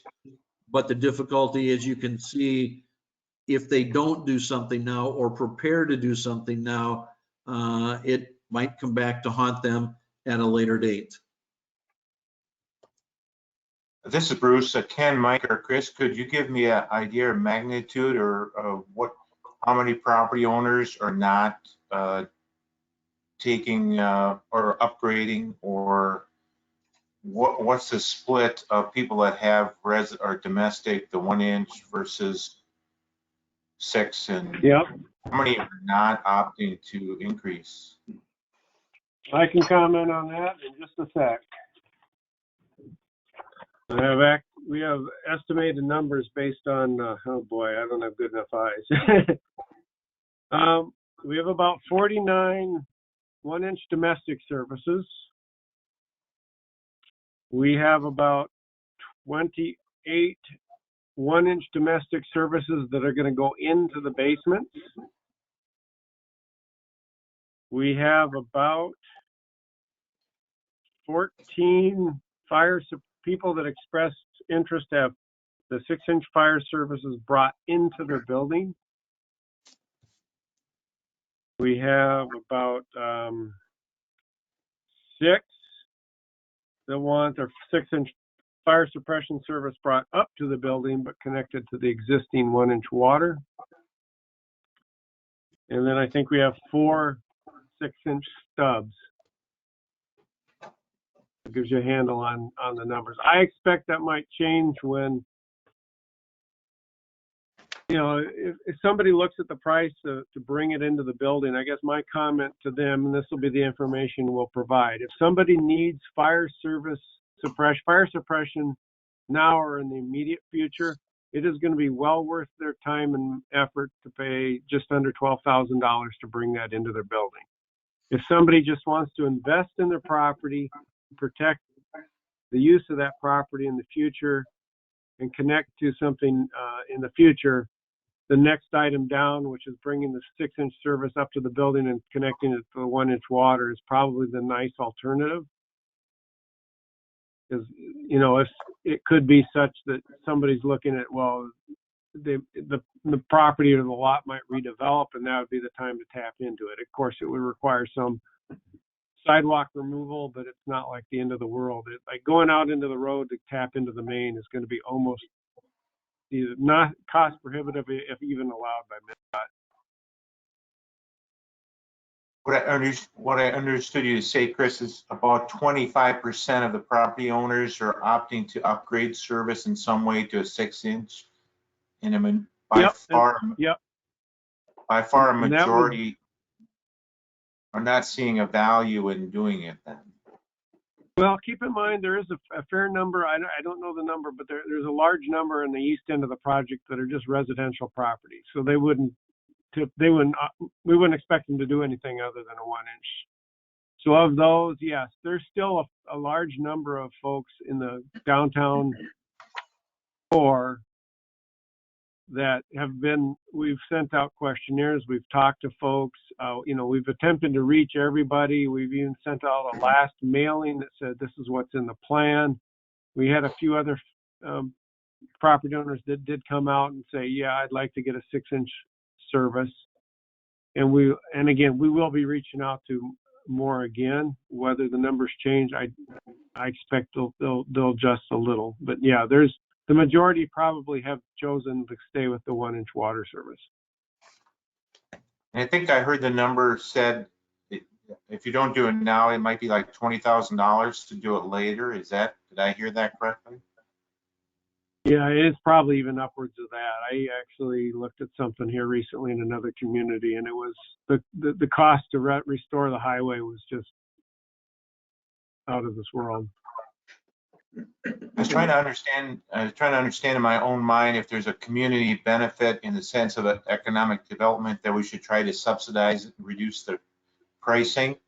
But when I'm hearing numbers that there's so few or such a minority of business people that want the 6-inch, and the number is fairly large, then maybe that isn't necessarily a good idea to try to reduce the rate. And Bruce, if I can comment a little bit on that same topic, there's several of the businesses that do not have basements under their buildings. So therefore, when you bring that aspect into it, it substantially increases cost to them in regards to having to tear out flooring or to somehow have a riser put into that building when there isn't a basement in it. And like, for example, on that east end, that area that we were thinking of tackling here first, I believe we've got 17 water services, and there's only about 5 of them that have basements. So, you know, there's some other underlying reasons why people don't put in the fire service lines. Although, do I think it's important? Absolutely. I wish every one of them would at least stub it up to the building so that all they'd have to knock out would be a sidewalk panel in front of the building should they ever want to connect. But when you have those other obstacles that are in play also, then to even think about socializing or trying to help those customers really gets to be an issue. I kind of heard that you might think it's a community benefit, or there's a value to the community of trying to help the businesses do 6-inch lines? I think it would be it's an advantage to have it up to the building, no doubt about it. Because it is so detrimental to try to get that in the future, to have to dig out into the road. But I don't know that to socialize it amongst either the taxpayer or the water ratepayers, to try to provide benefit to a property owner in the future, whether even they're willing to take on their side of the obligation to actually get it brought into the building. So it's a hard line. We really debated long and hard about that, how to try to present this to you and or to the community. And we really think it should be the obligation of the property owner to make that commitment, whether or not to proceed with putting in a fire suppression line or just a domestic service line. I'm not sure that I disagree with you, and I'm not sure that I would use the word socialization so much, because if there was a reason that we would do it, it would be community growth or economic development. I mean, the chances of some of these properties developing, it would hinder future development or redevelopment of some of these buildings in New Prague. Some of these buildings have to be redeveloped eventually. And if you add another $20,000 for a 6-inch line to that thing in the future, there's a community value proposition in there somewhere. But that's just what I was coming from. So I don't look at it as a socialization so much as if there's an economic value to the city, then I think that warrants possibly doing it. But I'm not really finding a strong case in my own mind that from an economic development issue or standpoint. Well, this is Mike again, that we didn't bring that alternative to you, but I've got the city attorney in standby should that question have occurred along the lines, Bruce, of what you were asking for. Is the council, in their infinite wisdom, in taking a look at 10 or 20 years down the road, could choose the 6-inch alternative and basically say that's what we are going to order to be installed to any of those major commercial properties through the downtown, and do that as part of an assessment for the very items and elements that you're describing. But you can imagine the likely pushback that we might get. But in speaking with Scott and taking a look at that, is there could be reasonable justification for doing the very item that you're describing. But as you can see, it would be a rather upgraded, extensive dollar amount that some of them wouldn't be expecting at this point. You mean the community taxpayers? No, what I'm talking about is that you could take a look at what is it, Chris? The 6-inch fire suppression brought to the outside of the building with a connection to the existing water service, in lieu of them just replacing their 1-inch sanitary or their 1-inch domestic water price.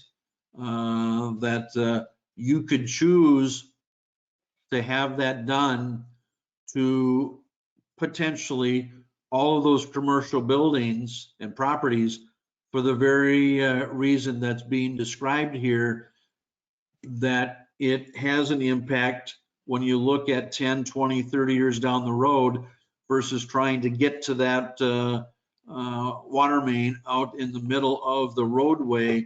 That trying to come back and do that at a later date, as we described, somewhere in that range of likely $15,000 to $20,000, the investment to do that likely will be an impediment to the redevelopment of some of those properties. And just throwing a number out, that $600,000 or something that we'd have to absorb or spread to the taxpayers then. No, what I'm talking about is that could be an assessment to each of the individual property owners and not picked up by the city. Oh, I see, force them or That's correct. require it, I guess. That's, is what you're saying. yes, that's what I'm describing. I wasn't picking that up as, and I won't use Bruce's language, but whether the utilities picked it up or whether we did it from a taxpayer standpoint, we're really putting the onus and the benefit on the property owner. And there are those, as I described earlier in my comments, there are some that really aren't looking down the road, that if they can sell their building and get out, fine. But some of them may not want the amount of the assessment that they would be looking at to look to the future as to what is going to happen down the road, and that they should have that because economically it may not be right now in their best interest to try to do that.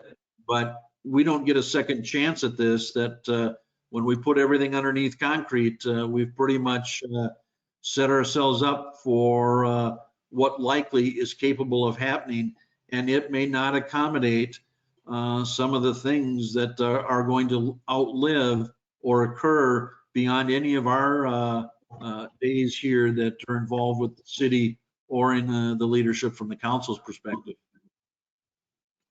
But these aren't the only assessed rates these building owners are going to have, right? Correct? That's correct.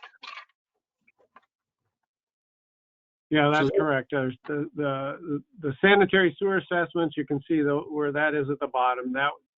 There wasn't a big change on that one. It was still a little bit higher, but not by much. And then the street assessments, and as we noted in the feasibility study, those are not proposed to be changed. Those were locked. Those are based on assessment policy based on past projects, so that those are fixed rates. The one that was variable really was the services, the water and sewer service.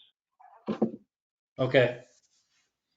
And I guess I should point out, just to note, as what Mike is alluding to, is the difference between the basic 1-inch domestic is 3,000, or the alternative is the 6,425. We're talking $3,500 difference that we're asking people to consider if they want to invest in their property.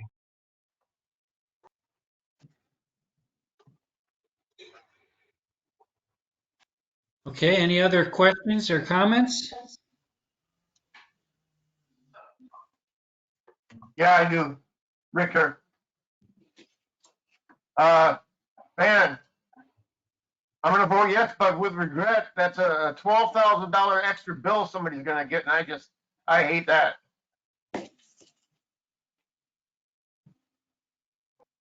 Well, I think what Chris is saying, if you do the basic, you do the 6,400 versus the 30,000, correct, Chris?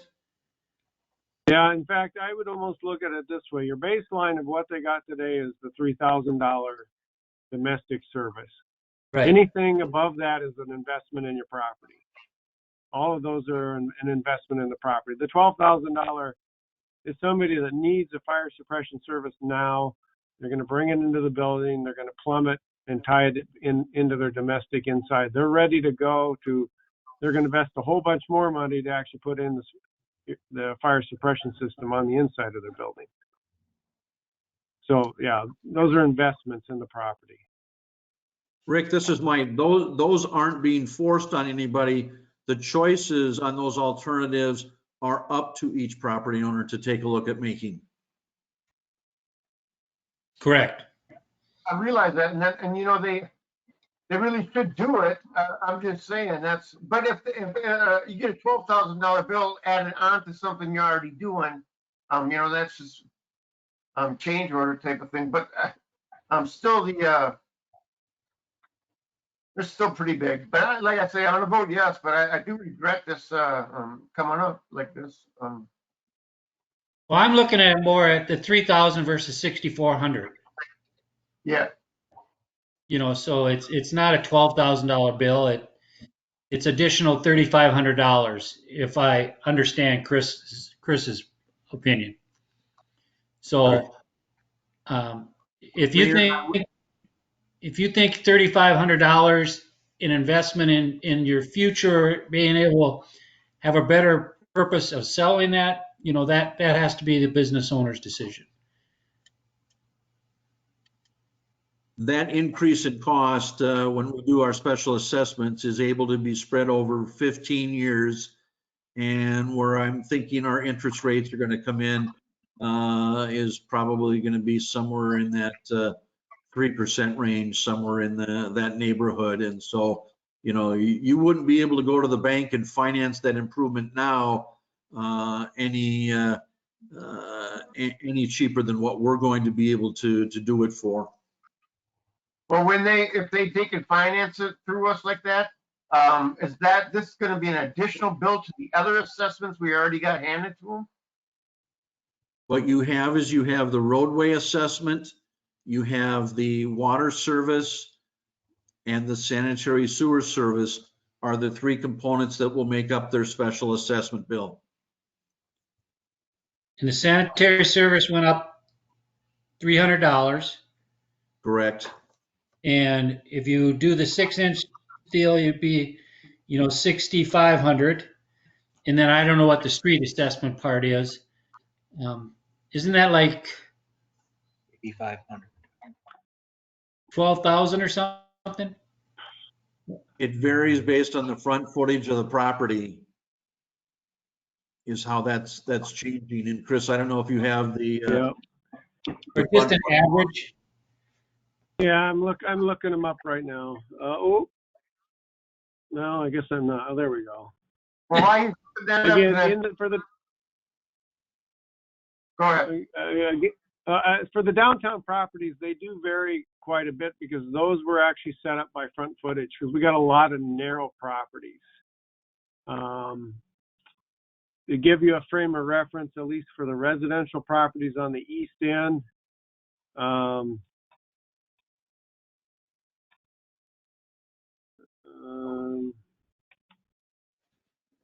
the residential street reconstruction unit is $8,500 per unit. Right. Some of those commercial properties are actually being assessed less because their properties are actually narrower. Oh, okay. Some are bigger, but you know that's kind of a frame of reference, the baseline. Chris, But what is Chris? On the bill, hey, can I talk? On the bill, is it going to be separate charges for each assessment is what I asked. I just want to know if they're, you know, when they get the bill, is it going to be like, holy buckets, you know, or what is all this for? And then I just want to know on the bill, is it going to show each assessment? You're being assessed for this amount, this amount, this amount. You got to pay this amount per month. Is that how you're going to do that or what?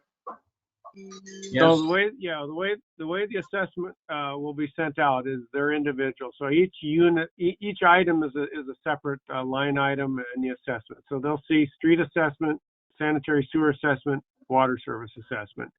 And again, we are going to send out information specifically describing these options, these costs, and to reiterate the importance to invest in their property. You know, and again, if I were a property owner, I'd definitely be looking at the 6,320 as as at least doing that if I owned a downtown property, and that would be a reasonable investment in that property. All right, thank you for answering my question. You did. Okay. Any other comments or questions?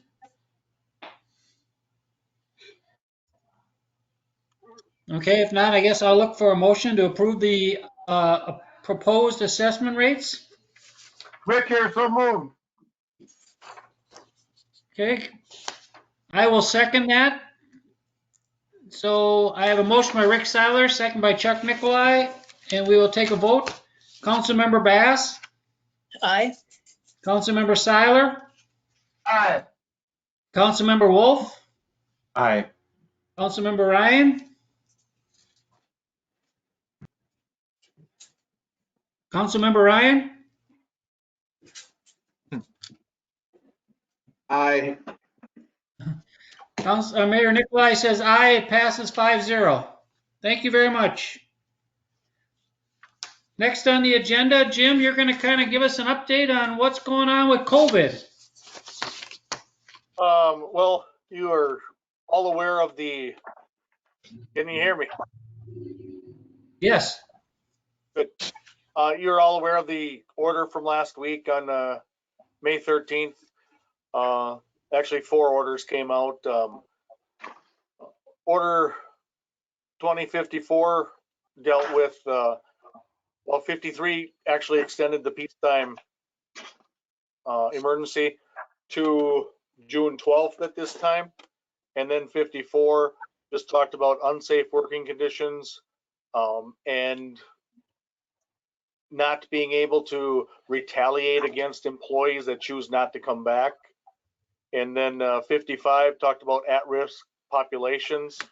And then probably more importantly to us anyways, was the Executive Order 2056, which talked about Minnesota's economy and ensuring safe non-working activities, which included some of the activities being outside and exercising. And then it also went into authorizing certain businesses to open and how they should work through that process with their COVID-19 plan. And included in that are several just bullet points that they have to walk through to do that. Many businesses were starting to do that here in our downtown area and surrounding area. So they're working through that process. That order also had in some language about bars opening June 1st and set a deadline for the commissioners to come up with some guidelines for that no later than Wednesday, May 20th.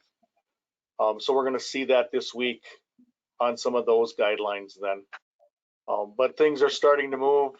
I think as a city, I got several calls last week regarding businesses opening and some of the processes. Generally speaking, they are supposed to have this plan in place, which does not necessarily get okayed by anybody at this time. They're supposed to have that plan available, educate their employees, and provide with guidance for customers that are coming in and operate at 50% or less of capacity. As long as they work through that process, they're able to open up and continue business with that in mind.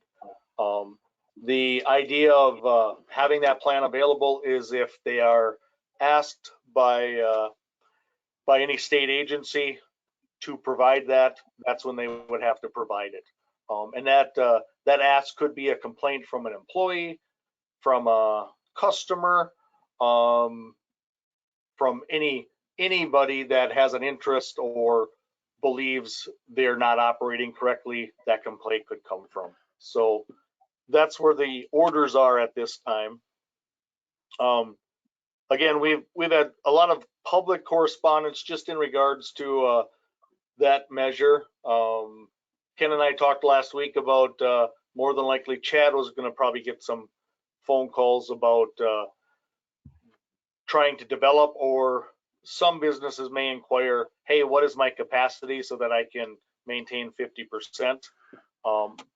I haven't had an opportunity to talk to Chad yet, but we work opposite teams. But I know even on our public safety webinar this morning, they talked about the state fire marshal is aware that that might be happening and has some numbers that people can be directed to also for that. I did get several inquiries again about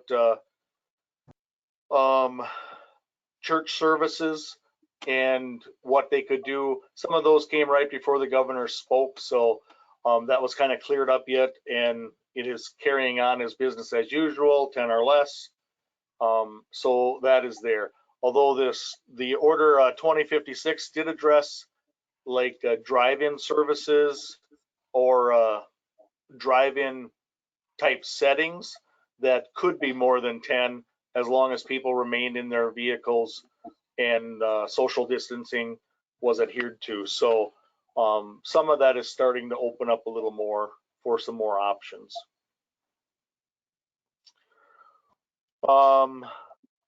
As a city staff at our meetings, we have been talking about reopening our city facilities. We are working on our plans to get those put in place. Cleaning stations, more hand sanitizer. We have not received that shipment yet, but we will have that plan in place here in the next week or so that we would anticipate that we would open on or before June 1st and have that in place ready to go. That may also entail putting either signs or directional stickers down about social distancing. But I think with our area that we have in our common area in our hallways, we'll look at what would serve best in that manner anyways. Mike, you had some questions regarding liquor license. Do you want to talk a little bit about that? I think some of the council members, or at least I know, Mayor, you must have had an inquiry in regards to this. I've had one directed to me as to whether the city has contemplated or discussed the potential pro rata return of a portion of the liquor licenses where our businesses have been closed. Jim, help me, is it March 17th is when the date went into effect to close bars and restaurants. We don't know exactly the final date of outcome, but there's been some inquiry to that effect. And so at some point, the council may have to wrestle or provide direction to us. When you go to take a look at that, there are some liquor establishments that have off-sale liquor capabilities and a license to do that. Whether they have been doing that in all cases, I don't know. In other cases, you've had liquor establishments that have their liquor license that with the previous governor's order, if they were providing takeout food, that they could also provide up to, what is it, a 6-pack of beer and a bottle of wine as well. So whether somebody has utilized their liquor license or not, or some part of it is, we'd have quite some discussion on trying to figure out what you might want to do, but likely that conversation should occur when we get to the point here that they're able to reopen. And yes, I did get an inquiry, and I did talk to Mike about it, and I kind of agree with that. We should decide, we should wait until obviously restaurants and bars can open up, and if it's 3 months or 4 months or whatever, and address that at that time. Yeah, it's hard to speculate right now what we should recommend or what we should do until we know when the ending period is in effect. Okay, any other questions to Jim or Mike or any of the other department heads regarding COVID-19? I have a comment. Jim or Mike, when you're starting to look at reopening or the city offices and business, to me, the continuing or the high risk for the city is that you have multiple employees gone at the same time, so that risk of 2 or 3 people being gone or ill at the same time is still very much there.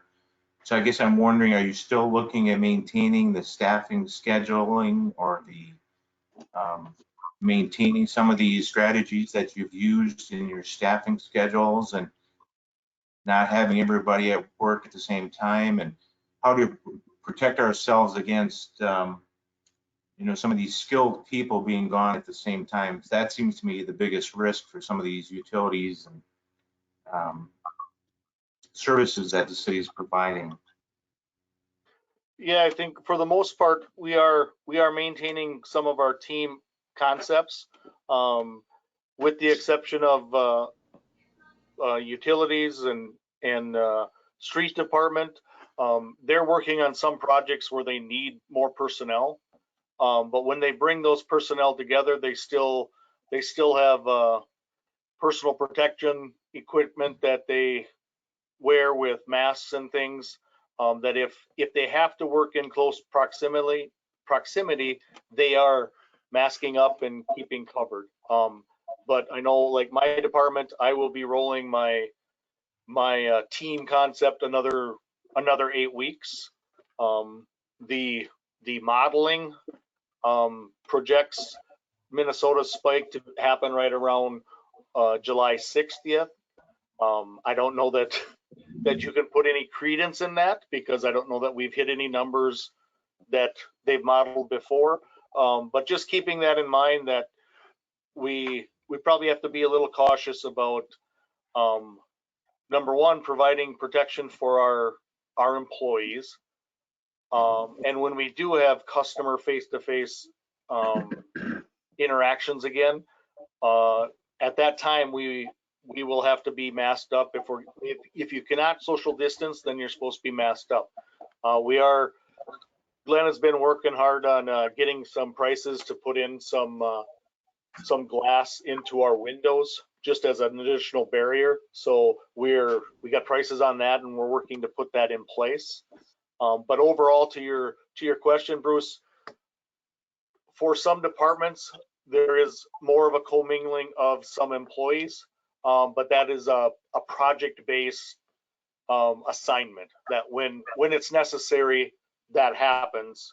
But otherwise, some of the other departments still are just a straight team concept, where you have one team working at a time, and then others would be working from at home, and then the other team comes in and works. So they alternate and keep that separation for that team, for each team. Bruce, if I could supplement, is that I think the short answer to the front part of your question is, although we're taking a look at what it would take to reopen, we're also wanting to be very cautious along the lines that you were describing. And so as we take a look at those things, the governor is still recommending that we continue to have remote meetings, that is still strongly encouraged. When you take a look at the number of people that can get together and gather, it's no more than 10 unrelated people in a gathering. So when you take a look at trying to have a council meeting back up in the council chambers, that between city staff and the council, we just about hit, I think if I count the pictures, we probably exceed 10, and that doesn't include anybody from the public being there. So we're going to still have to be very cautious about going back to opening up under the current guidelines. And so while we want to get open, we'll need to take a look at all of the elements to determine when should that actually occur. Just a couple questions. I know we opened the parks on Friday, I believe. And I think, Mike, you said there's new signage. Is there new signage up? And we're not sanitizing bathrooms or opening bathrooms then? Or maybe you could just talk about that. I'll let Glenn answer the details, but the parks have always been open. We opened the playgrounds is what we did. And so the signage that went up, Glenn, you want to talk about what you put up? Yeah, the signage basically says that we're not sanitizing of the bathrooms that we are opening, which is all of them. We're putting signage on the doors saying when they're cleaned and how often they're cleaned. So basically, for the bathrooms in Memorial Park, they're cleaned every morning. They're not cleaned or sanitized any other time of the day. So they all say use at your own risk, make your own decision. We put signage out in the shelters. Even though we're not renting the shelters yet, the picnic tables are there, so the potential is that you can go there and use it. So we're also putting signs there saying the same thing. These are not cleaned, they're not sanitized, use at your own risk. We recommend social distancing. There's a number of different things that are recommended to be part of this sign. So that's what that all boils down to. So Mike's correct. We were always very careful in saying the parks were never closed. playground equipment was off limits, and that's what got opened up on Friday. Okay, then lastly, is there any comments that you want to make on the fitness center or the golf course, and any changes that might be occurring there in the next few weeks? Well, I know that the mayor the governor is expected to come out sometime yet this month with the opening of fitness centers. The pool, we're not sure about. So I don't have any answers, but in reading the emergency executive order 2056, there is some verbiage about pools, and outdoor pools right now are off limits just because you can't stay far enough away from each other.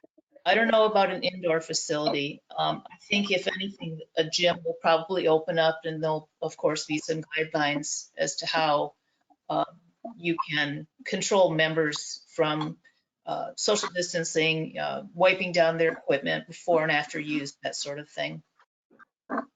We will know. We have a meeting, joint powers meeting was scheduled for tomorrow, but has been rescheduled for the 26th. So a week from tomorrow, we're expected to hear the governor come out with some additional information. Maggie, that next joint powers, I just got a message from Janelle. It's changed to the 27th. The Tuesday, yeah, okay. So it's a week from the 19th. Yeah, you're right. Rick, check your calendar. She said the 27th, but she meant the 26th. Yeah, because if it were the 19th, and 19th in a week, it would be the 26th. Okay.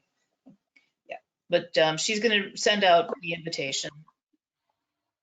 And Bruce, the answer to the other part of your question as it pertains to the golf course, we are working with Kurt to take a look at what type of internal changes need to occur in the pro shop area to comply with the latest executive order. Kurt is in the process of making a number of changes. We got a concept draft of his plan that Jim and I need to review and take a look at to ensure that it touches on and covers all of the required elements in there, because one of the requirements is that plan is signed off on, that senior management is responsible for implementing the plan and must sign off and certify the plan. So Jim and I will likely be working with Kurt, trying to get that done as quick as possible, because I know he wants to get people in being able to acquire products from a retail perspective, but he's also putting into place a number of the precautionary steps that are needed to open that area back up versus just handling everything through the outdoor window. Thank you. Any other questions, comments about COVID-19? We also got word today from the Scott County Library that they're looking at wanting to open the library up beginning on Tuesday, May 26th. And it looks like they're going to try to set it up where they limit the number of people in the library, and that people will have to call and make arrangements as to time in the library, but that'll all be handled through the Scott County Library staff and their operations, but they are looking at opening up on the 26th. Okay, any other comments? I do, Chuck, Sean here. Was there more public correspondence other than the emails that we had received? I think most of us were all on a bunch of the emails in regards to trying to open up the city and mayor proclamations and everything else. Did you receive anything else, Mike, or was it? I didn't see any. I think you all received, or we received in total, I think, what was it, about 3? I only received 3. I think I only received 3 too. I guess that's what I was asking, if there was more than that that didn't make the Oh. packet. No, I didn't make copies of all those and put those in. The only reason being is that those basically came to us, I believe it was the same day that the governor passed his new executive order. And yes, I believe, at least the ones I received that went to I think they council all happened the day before. on May 13th is when most of those emails came in, and his executive order was done at 6 o'clock that night. Right.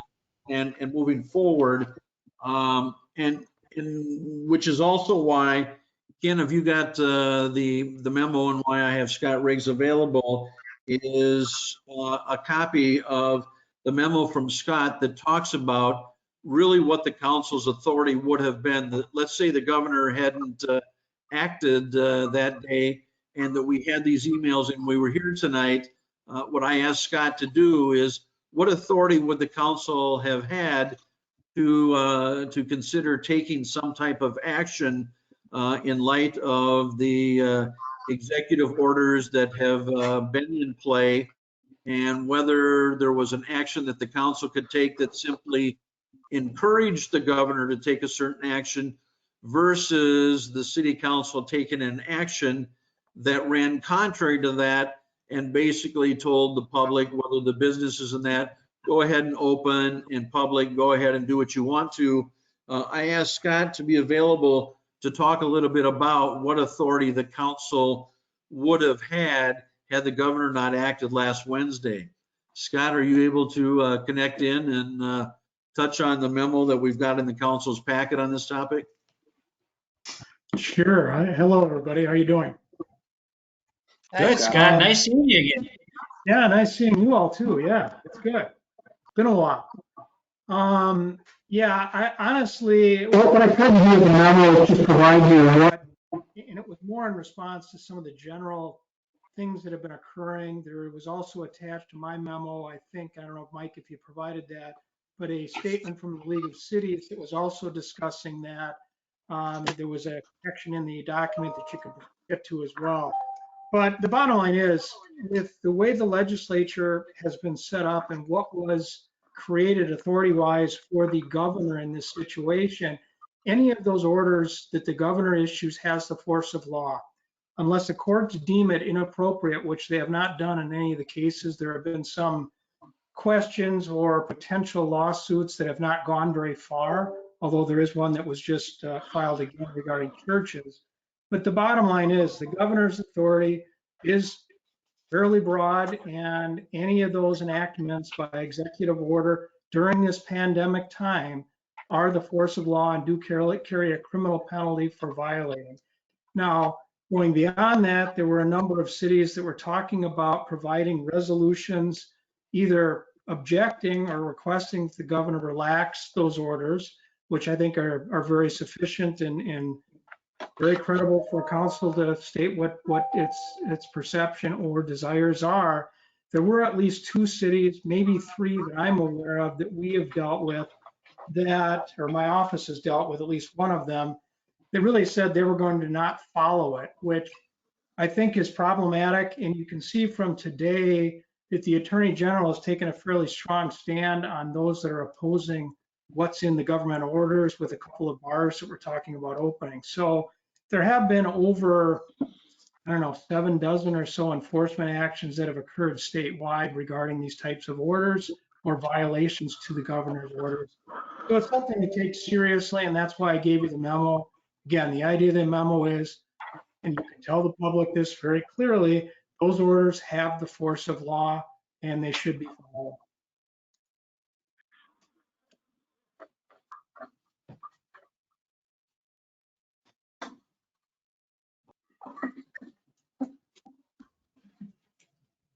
Anything else I need to explain on that, or? Yeah, anyone have any other questions for Scott on that? I guess it makes sense. Is somebody planning on, I can do it too. Ken, can you send me that memo? from Scott so I can forward it on to and respond to some of those people that emailed us? And then include this? Sean, I You want it have, scanned? Sean, I have I the just memo. want to be able to show Scott Riggs' memo. I want to email it to the 3 individuals that wanted us to not, or wanted us to send the proclamation or defy the governor's orders or whatever. I can send that to you tomorrow. Okay, thank you. Okay, any other questions for Scott regarding this or anything else on COVID-19? Okay.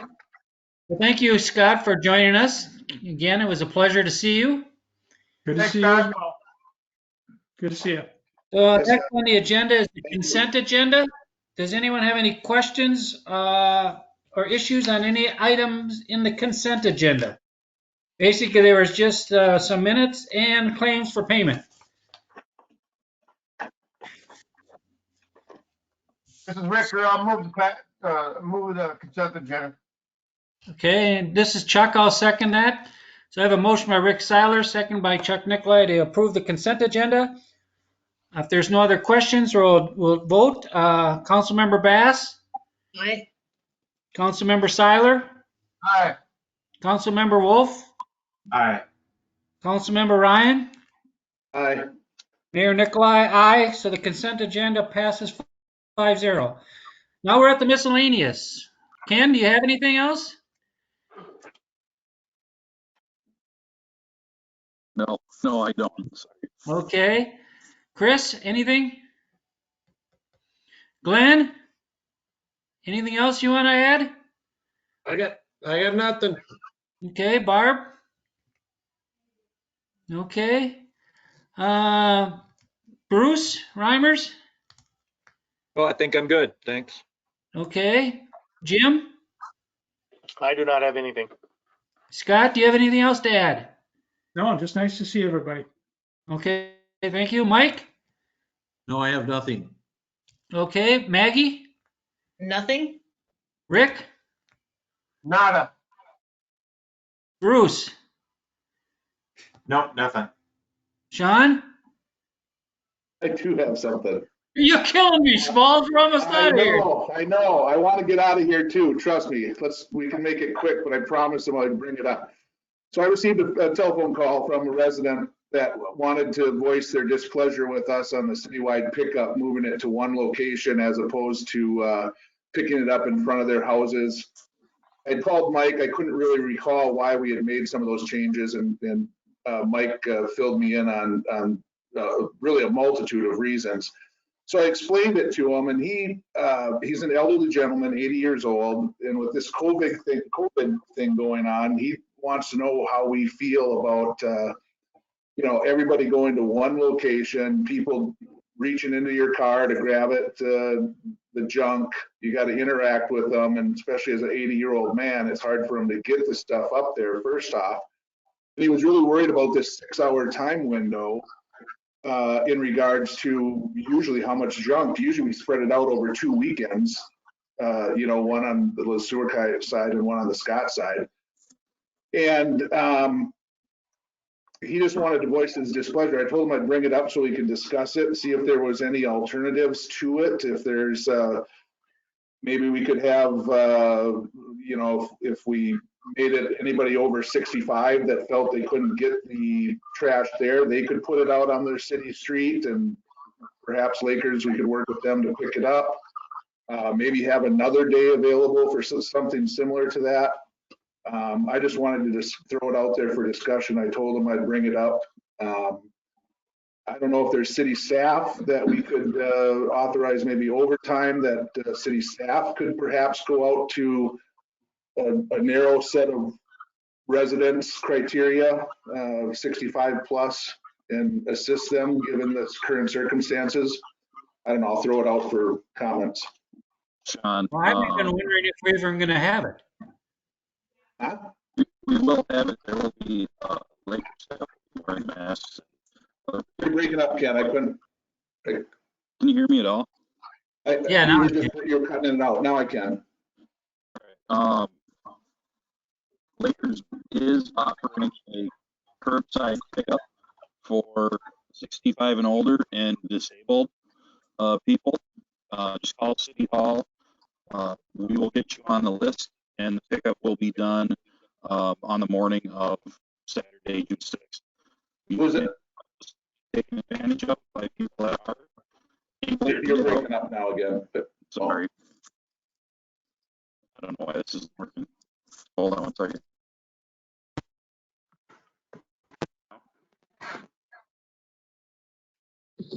Well, Yeah. Here we go. if you're 65 and older or handicapped and disabled, Lakers will do a pickup. We will take your name and number at City Hall and address, and we will do a pickup on the morning of June 6th. That will be done by Lakers. But we do not want that to be taken advantage of by those that are able to go to the pickup site. So Sure. we already have a few names on that list, but please call into City Hall. They can email me. I'll get the list to Lakers, and we'll get those people taken care of. Okay. Was that always part of it, or did we just change that? We added that further. We had a number of elderly people that had called to request a pickup that either were just physically unable to get up there, and we were offering that. That was an idea that Lakers had to do that. Oh, that's awesome. Great. Thank you. Okay. Anything else, Sean? Nope, that was it. Patrick, I forgot about you. Do you have anything? I'm good. Okay, thank you. Well, I don't have anything, so I guess with that, I'll make a motion to adjourn. Rick, here, second. Second by Rick. So we're gonna just do this. All in favor, say aye. Aye. Aye. Any opposition? We're out of here. Thank you, everyone, and stay safe. Hey, Thank Ken, you. Ken, Rick. hey, Ken, I gotta talk to you in the morning. That never went through. That didn't work. Okay, we'll talk, Rick. You gonna be there in the morning? I will not. I can give you a call though. All right, do that. Talk to you then. Everybody.